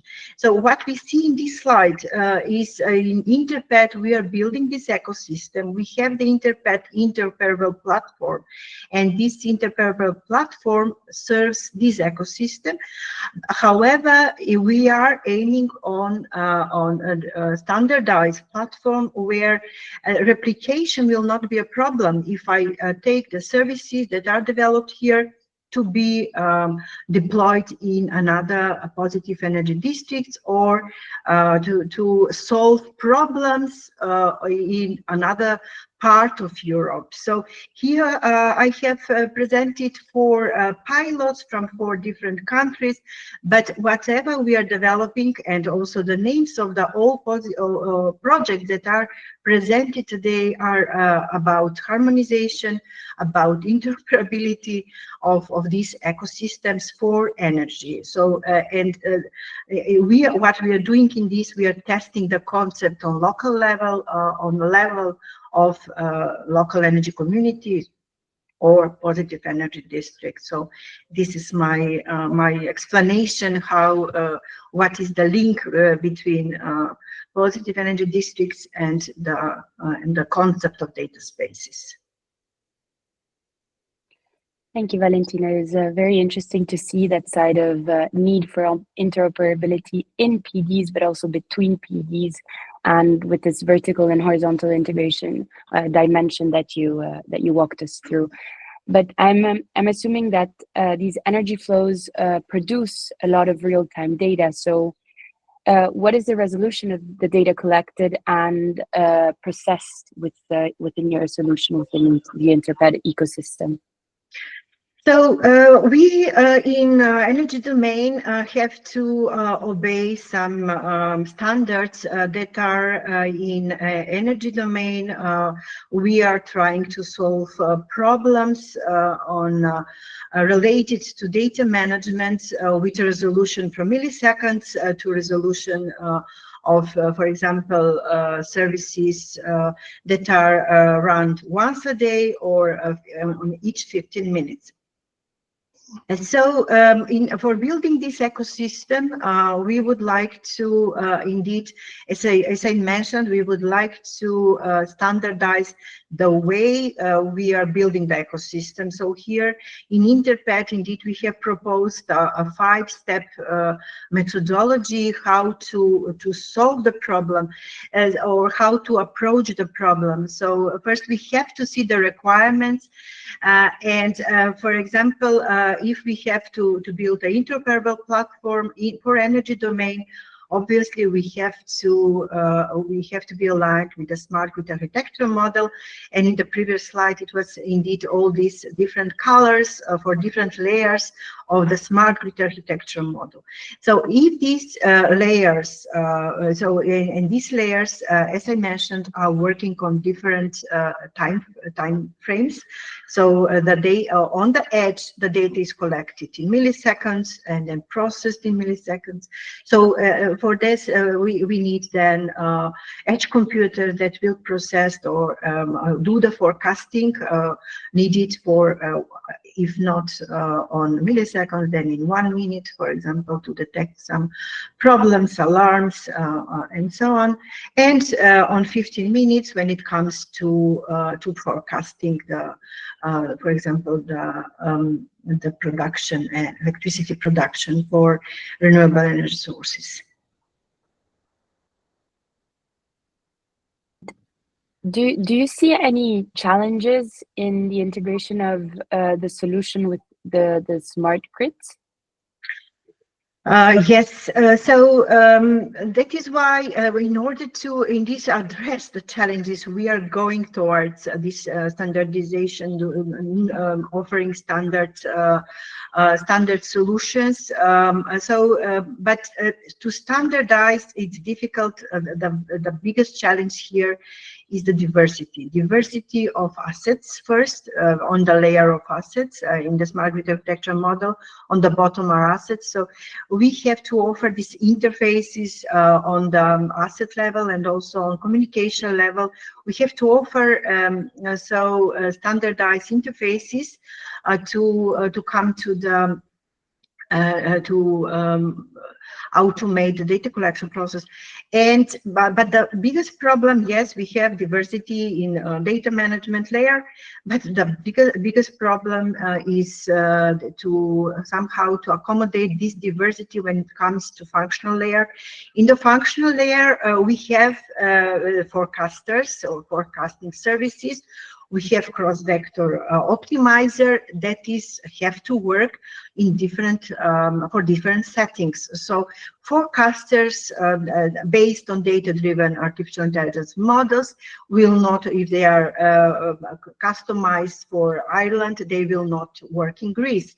So we have to accommodate, or we have to we try to shorten the time of customization of these services. So it's challenging. So this is the biggest challenge. So, and if we are, so the challenge is the diversity, then the challenge, once we have the, for example, everything, we fix the forecasters, we fix the cross-vector optimizer, although, as I said, diversity is a big problem, because for each configuration, we need a different optimizer. But then once we have the platform, we have to platform to deploy. So the deployment of the platform is also a challenge in a sense, as Mina discussed in the previous talk about the acceptance. So we have to prepare the end users for accepting the tools that are collecting their data. So they have to be aware of the privacy issues, and they have to cooperate in order that these systems are put in practice. So this is the challenges on the side towards the end users. If they are houses, residential sector. So challenges towards the grid, integration of the grid, there are challenges. And these have to be solved with tools for analyzing the challenges of integrating the platform or the aggregator platform in the existing grid. So in order to implement, to put everything in place, to do the deployment, legal preconditions are the must. So all these have to be communicated, and DCOs have a very important role here because this assessment of the challenges for integration of one PED, positive energy district, or one aggregation platform with the existing grid is a challenge that have to be approved by the officials, whoever is maintaining the grid. And here, yes, I mentioned the semantic interoperability challenges that we are testing in, I think, in all positive energy district projects. And to speed up this replicability of the solutions. So what we are doing is reusing of data models. So on one side, we are standardized. We are following for example, common information model. We are following W3C standards, XML, then JSON, data exchange, JSON LD, some examples, and so we are trying to speed up this adoption of the technologies, because the goals for climate neutrality are very somehow pressing to, I think, to the citizens, to all the governments. It's great, Valentina, and thank you for giving us your perspective and InterPED's perspective on the importance of these data spaces. And it's especially interesting because it came after Mina's presentation of the PEDvolution project, and her answers kind of complemented yours, and as in the sense of what is the infrastructure needed from the PED point of view, but also what is needed from the stakeholder engagement, and how these two go hand in hand for the correct development of a PED. So now I'm happy to jump to the next set of questions, which are diverted to Monica Barroso, which is representing ASEN Project. She's a senior researcher, lecturer, and project lead at the Sustainability Innovation Lab, and head of executive education of the Competences Center for Social Innovation, both at the University of St. Gallen. So welcome, Monica. It's great to be here with you. My first question is kind of to understand from your perspective, how do local governance structures and stakeholder ecosystems influence the design of viable business models for PEDs? Thanks, Eugenia, for having me, and thanks for this important question. Well, to begin with, I think it's important to remember that business models are inherently multi-stakeholder in nature. At the core of the business models, there are different questions that we ask and answer that require multi-stakeholders perspective. So let me just, okay, so it's working. So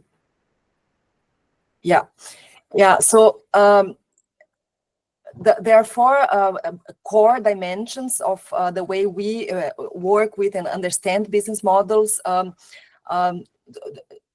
For example, who are the target customers to start with? So who are the beneficiaries or the key partners? What is being offered? What is the value proposition? What is the problem that is being solved? How is this value created, delivered, and sustained, and why it is viable?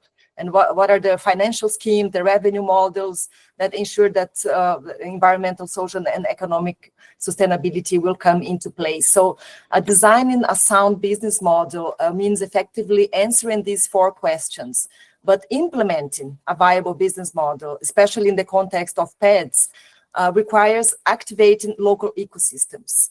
So stakeholders must be engaged from the beginning, from the outset, aware and committed to their roles and to the success of the model. So no single actor, no single stakeholder will do it alone. So in this sense, building business models for PEDs is not just a technical or financial exercise as we are used to think about when we talk about business models. It usually comes to the more financial dimension, but it's much more a systemic or an ecosystemic exercise.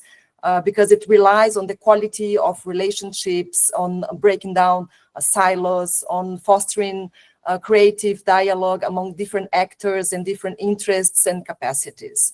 So from our experience working with the ASEN cities, we've seen that contexts with strong local governance and dynamic collaborative stakeholder ecosystems tend to foster more creative and future-oriented discussions.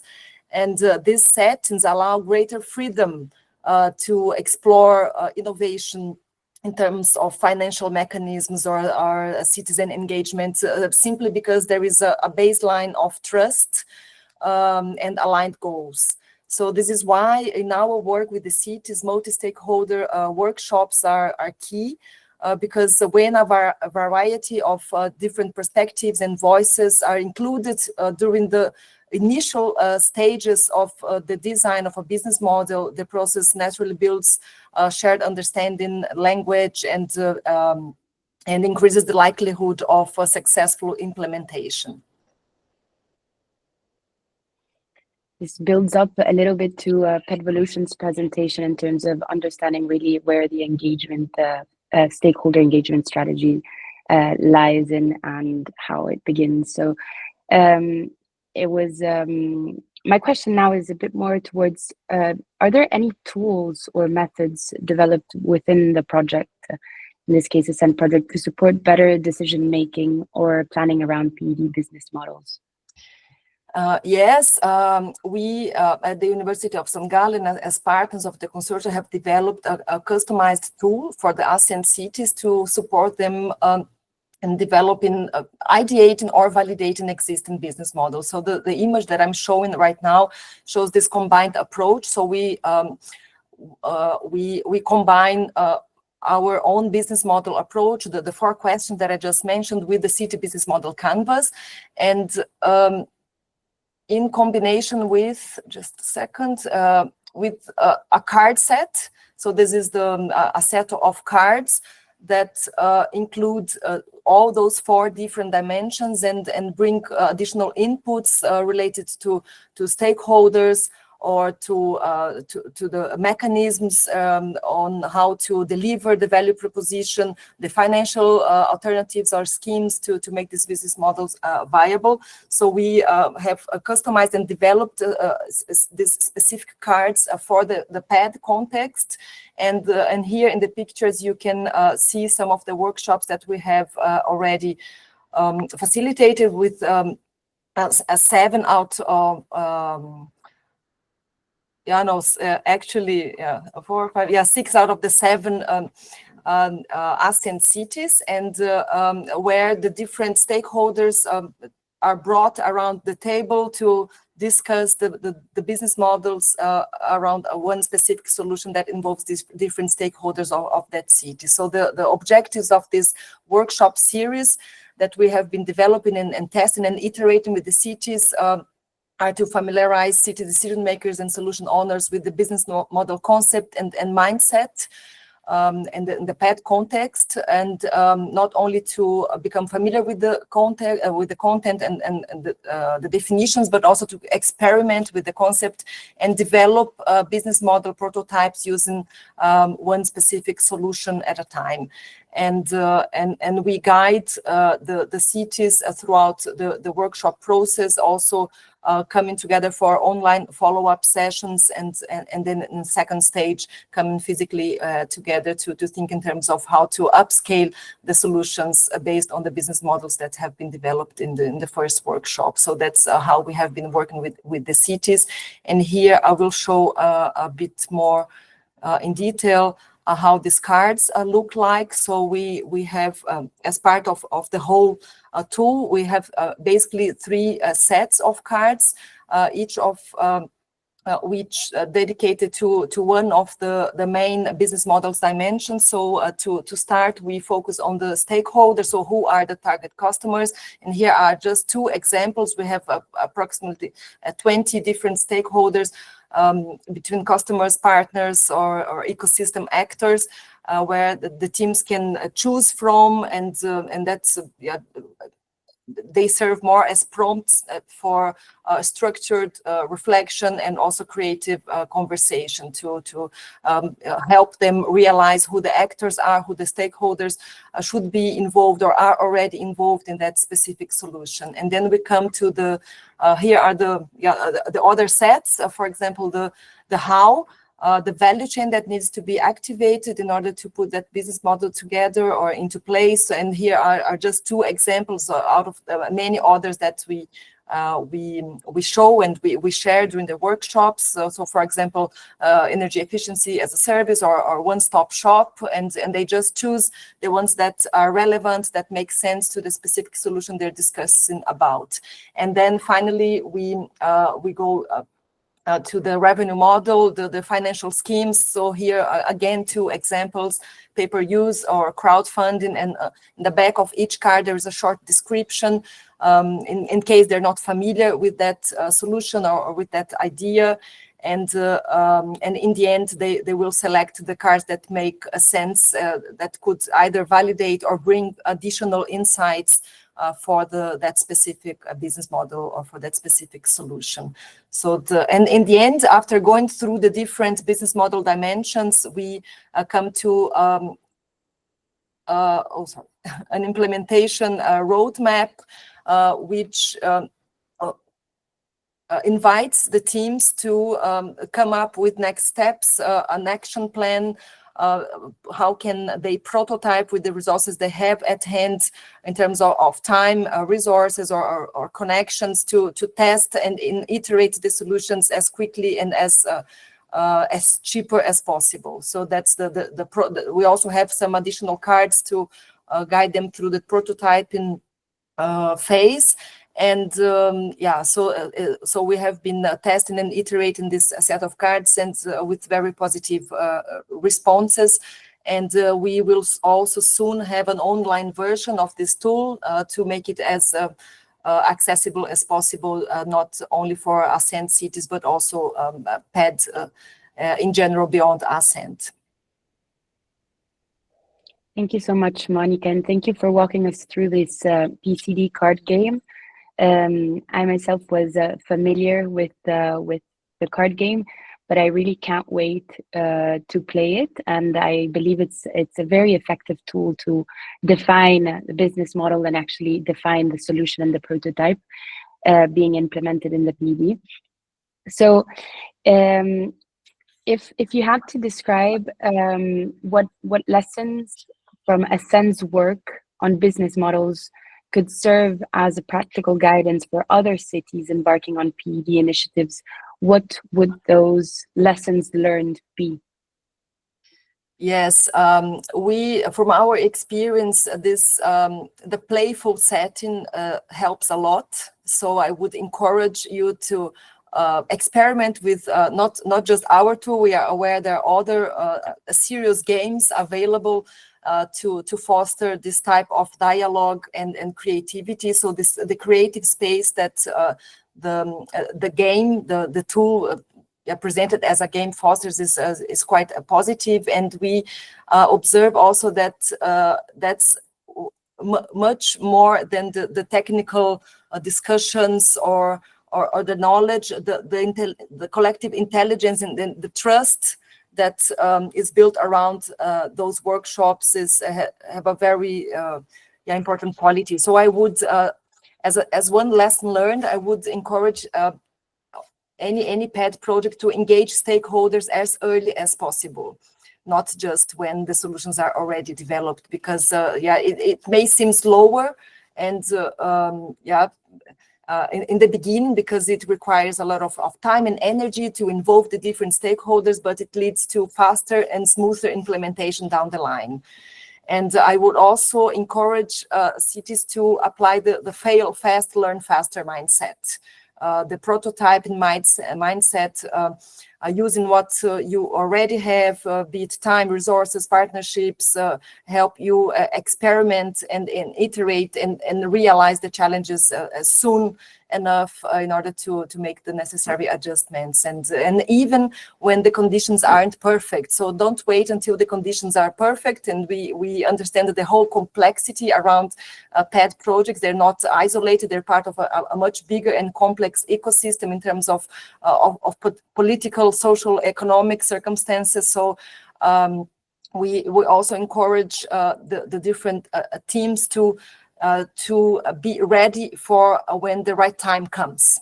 And the business model approach offers a structured way of understanding and filling the gaps of a project. So even when the regulatory environment is not favorable or the political scene, this is maybe a good time to come together and get ready for when the right time comes, and balancing short-term action with long-term vision. So long-term thinking is vital. because we know that there are short-term emergencies to respond to, but when it comes to PEDs, to positive energy districts, or any other climate-oriented solution, it requires this balance between meeting short-term and goals with long-term objectives. So I think that would be our main lessons learned so far with the Ascend cities.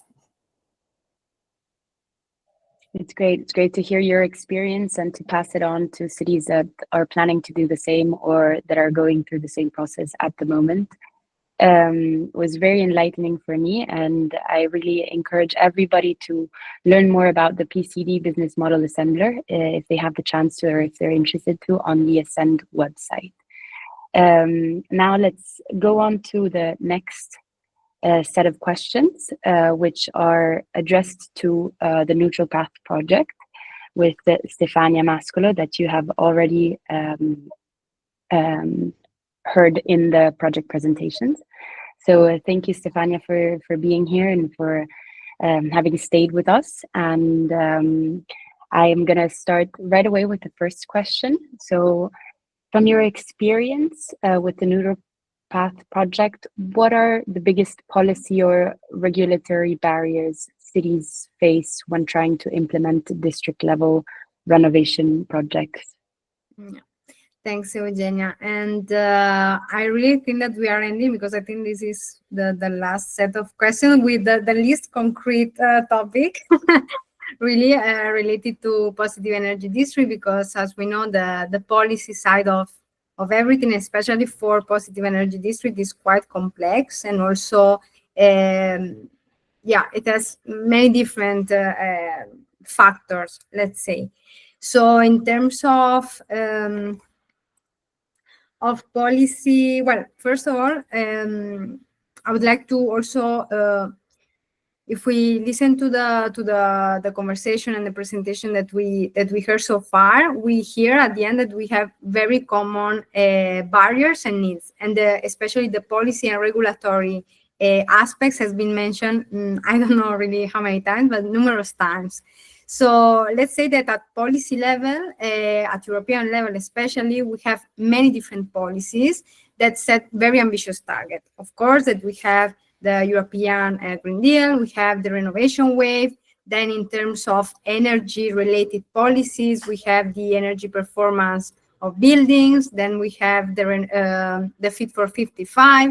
So really, I could go on and on with all the European policies that are there and that really support or should support cities in accomplish not only, of course, positive energy district, but overall the energy transition. So from all our projects, we always say, as part of this community, also with the Scalable Cities, let's say under the Scalable Cities umbrella, that the positive energy district can be and should be really a component to achieve climate neutrality. So in this sense, we know that this positive energy district work, and we all work also towards the transferability and scalability of this solution. What happens really at policy level, let's say, is that there is a big gap, and we all know it. So let's say that at policy level, we have very ambitious target, but then at city level, local level, implementation level, project level, as we are all here today, we see that there are consistent regulatory misalignments.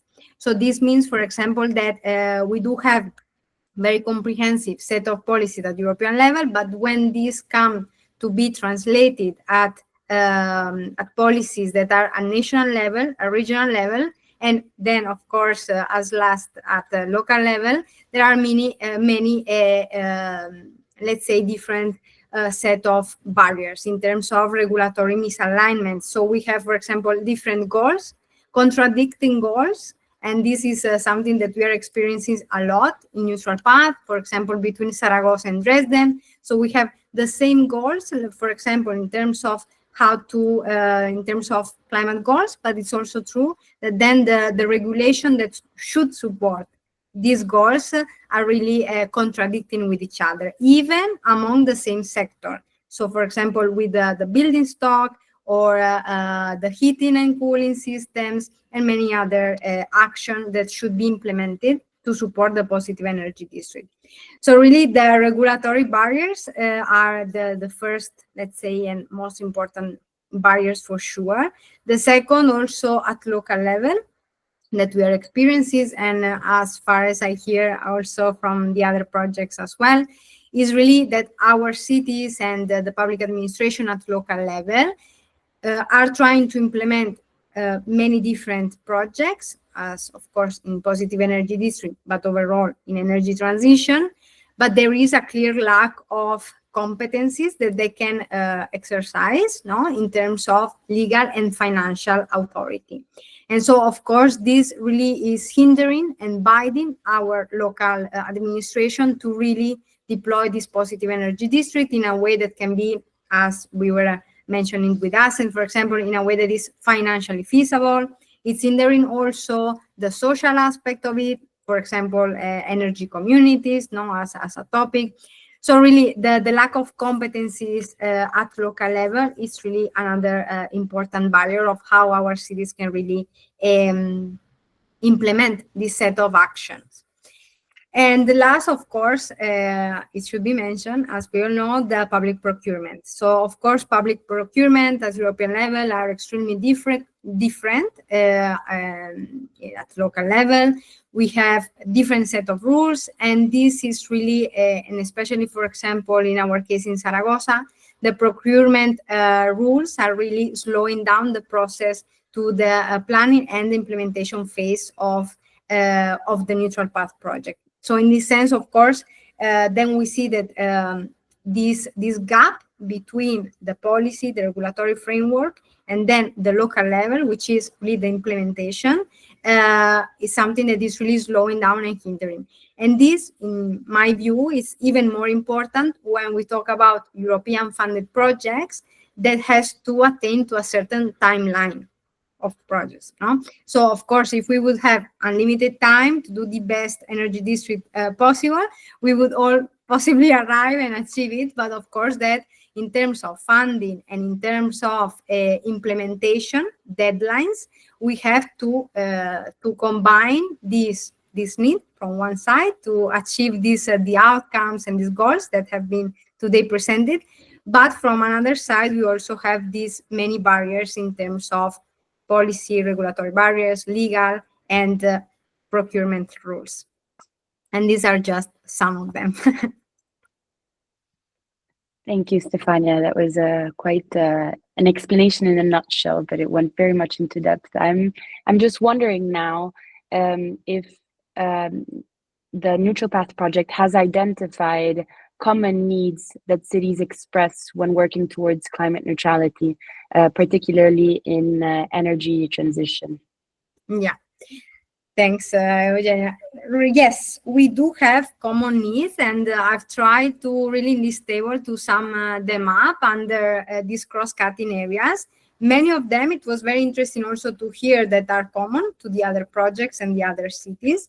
In NeutralPath specifically, it's very interesting to notice that we have such really common needs and common barriers when we have cities that are extremely different in many different ways. And as I was showing in this other slide, the diversity of our cities is, of course, we all have different cities, but for example, we have Istanbul, who is a very complicated city with 15 million people. And then we have, for example, Banta or Ghent that are very small cities. Also, for example, the social approach is very much different to be implemented in a city that is much more small, of course, than to a huge city, as for example, is Istanbul. And this is just as a premises. But so it's really interesting to see that we do have common needs over these, let's say, 4 cross-cutting areas. In terms of, I will just try to be quick on this because we could really speak about it for hours. But in terms of technology implementation and the core of positive energy district, for sure, one of the main needs to really build that business model, that long-term financial sustainability that also Monica was speaking about, is to involve the local private sector. We see this also from net zero cities and the mission cities.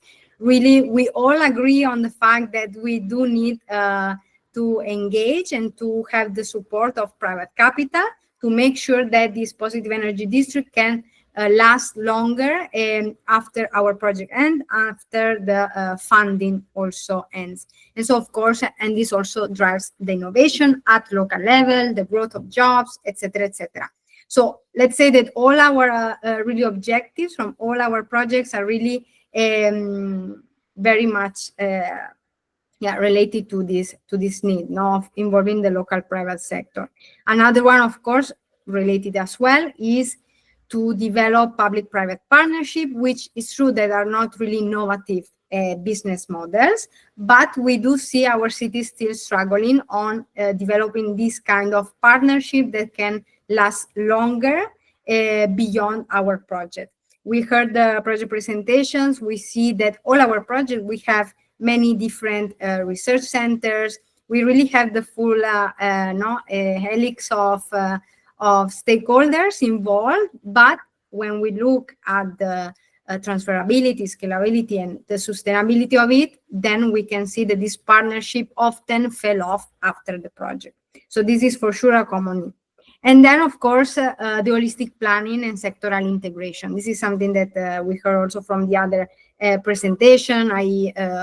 Someone was also, Christos, I think, was mentioning the need of integrating data that comes from many different departments within the same organization.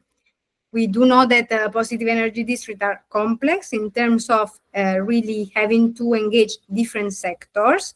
And so this really translates internally in the public administration in the need of an holistic planning. So really bringing together different departments that are working across and linking to the policy with different regulations, with different goals, and they really have to come together, share data, share information, talk, and hopefully also plan in a way that is integrated and holistic, to be said. So these were the three main, let's say, needs that we find at technology and implementation. Also, I forgot to mention, but these common needs are really not only that we have observed with our city, but we have, for the capacity building program, what we did is really a in-depth needs assessment with our cities, with our administration, to understand really these bottlenecks and to really be able, hopefully, to at least support as much as possible our cities within this timeline of the project. But of course, these are are going to be very much beyond our power. Then another set of needs in terms of financing, of course, that has been mentioned as well, the need of mobilize private capital as well to design investment planning and market solutions. Of course, so, well, a lot has been said, so I won't repeat it anyway. And then, of course, in general, also this related to the capacity building of our cities, enhancing the financial knowledge. And for all of us that work at project level and also dealing with this investment plan and financial sustainability of the positive energy district, I'm sure that we can all agree that the public administration, of course, is still catching up on this financial knowledge that is needed also to develop what I said before, the public-private partnership, to develop business models, etc. So really these are a set of skills and set of needs that are, I think, common for all of us. They're not just from NeutralPath. In terms of social needs, for sure, what we all said, so the awareness of the benefits. Many times, especially vulnerable population, when we do building renovation in social housing, for example, we see that the awareness many times is low, the interest is low, so it's really important to what we said, to design solutions that can be co-owned, that can really foster this awareness and engagement from the citizen that should be the one also benefiting from them. And let's say, so a really bottom-up approach to positive energy district. And as I think Valentina was also saying, empowering the local ecosystem This was also very interesting during the needs assessment process of NeutralPath. What we did with the cities, also organized workshops and local consultations with local stakeholders that were randomly interested in a positive energy district. And we actually noticed that at local level, there is a lot of experts, a lot of competence, of course, across different sectors, mobility, the different sectors. But really, all of this expertise could really be leveraged to make sure that this positive energy district lasts beyond our projects. So this is, I think it's a very important point that usually it's not, it's not highlighted so much. And then last set of needs in terms of governance, policy, and regulation, as always. In terms of internal coordination, as I mentioned, the public administration need really to enhance and to strengthen the capacity to work across departments, especially for positive energy district, in which there is a lot of information, coordination, and planning that is needed. Embracing, or at least trying to be open to innovative governance models in which, of course, collaboration is key, not only with local stakeholders, but also with policymakers at regional, national, and European level.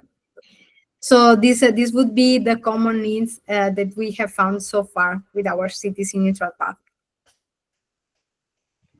And what practical steps can help bridge the gap between high-level climate policies and the realities of local implementation on the ground? Well, this is a very big question that I'm just trying to scratch on the surface, really, from our experience with cities. So really contextualizing what I said on the needs and barriers, we noticed that the positive energy district, and specifically for NeutralPath, our cities have a huge amount of projects that are from Horizon Europe and, of course, other projects.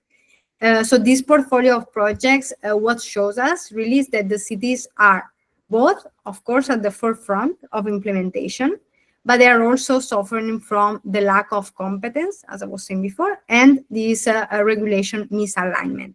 And so we really see that if we want to really give the most general barrier or need for positive energy district in cities in Europe, let's say, is really that these different layers from policies to national to local and implementation is really the impossibility for cities to work on such implementation at local level, but then also being binded by this huge commitment to achieve climate neutrality. And so the answer, or at least what at European level has been and is being discussed very well, and I think the Net Zero Cities is giving an important contribution on this, is really dialogue, collaboration, as this workshop was named, and coordination. So if we know that cities are really committing and are really, let's say, leading on climate neutrality with positive energy district in this case as well, we need cities to be more empowered. So really to be able to advocate for policies that are easier to implement, that can really support regulations that are more flexible, that are more common, as we are seeing that from country to country, it really changes a lot. So really cities to be more empowered to speak up in terms of policy and regulation at European and national level. If we are talking about policy recommendations, then for sure to integrate more local needs. We have a huge database. We actually have, and Scalable Cities is an example of this, that we do have decades of information and knowledge that cities have and projects have on what works and what doesn't, what helps really in positive energy district and energy transition, and what doesn't. So it would be amazing if at national level and also European level, the policymaker could really listen and take a look to this set of knowledge that has been developed so far before or when doing policy development, And finally, of course, the very now trendy word as multi-level governance. So really trying to mix and match these three levels of policy and implementation as well, and really try to foster a dialogue between the cities, and so really the project and implementation level, the national level, and the European institutions. Thank you, Stefania. That was great. And you finished exactly on the same note that I wanted to mention, but I'm just going to reinforce it. So it's just about knowing that this decade of research, also thanks to the Scalable Cities Secretariat, is there. It's all projects as yourself and as NeutralPath in this case that tap into that knowledge pool set that is available, and then coupling it with the need of holistic planning that you've mentioned, that we've been mentioning since the beginning of the workshop. And it's also the demonstration of what this workshop is exactly about. You know, PEDs coming together, cities coming together, and projects working together towards the same goals and the same climate neutral reality. So as in questions, I've come to the end of my questions. I really want to take this opportunity to give the floor to our audience. If there are any questions that you may want to raise, please feel free to raise your hand, jump in, or put your question in the chat. This is a moment to do so. And yeah, I'll give you a couple of seconds, minutes to let us know if there's anything that you would like to ask to our speakers here today.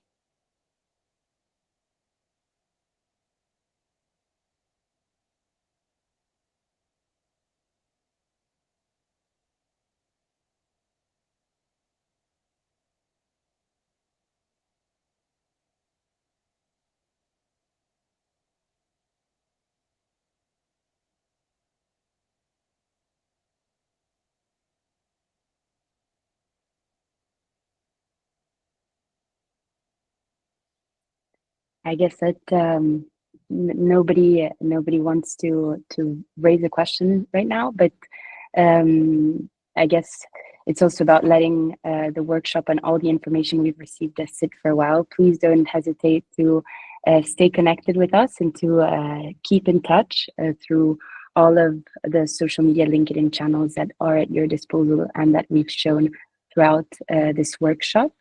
Thank you for being here in the first place today. It was great to spend this morning with you, and yes, we look forward to keeping in touch and staying connected. Thanks to everyone, and thanks to the audience. Thank you. Thank you, Eugenia. Thank you. Bye-bye. Thank you very much. Bye-bye. Thank you. Bye, everyone. Bye. Thank you.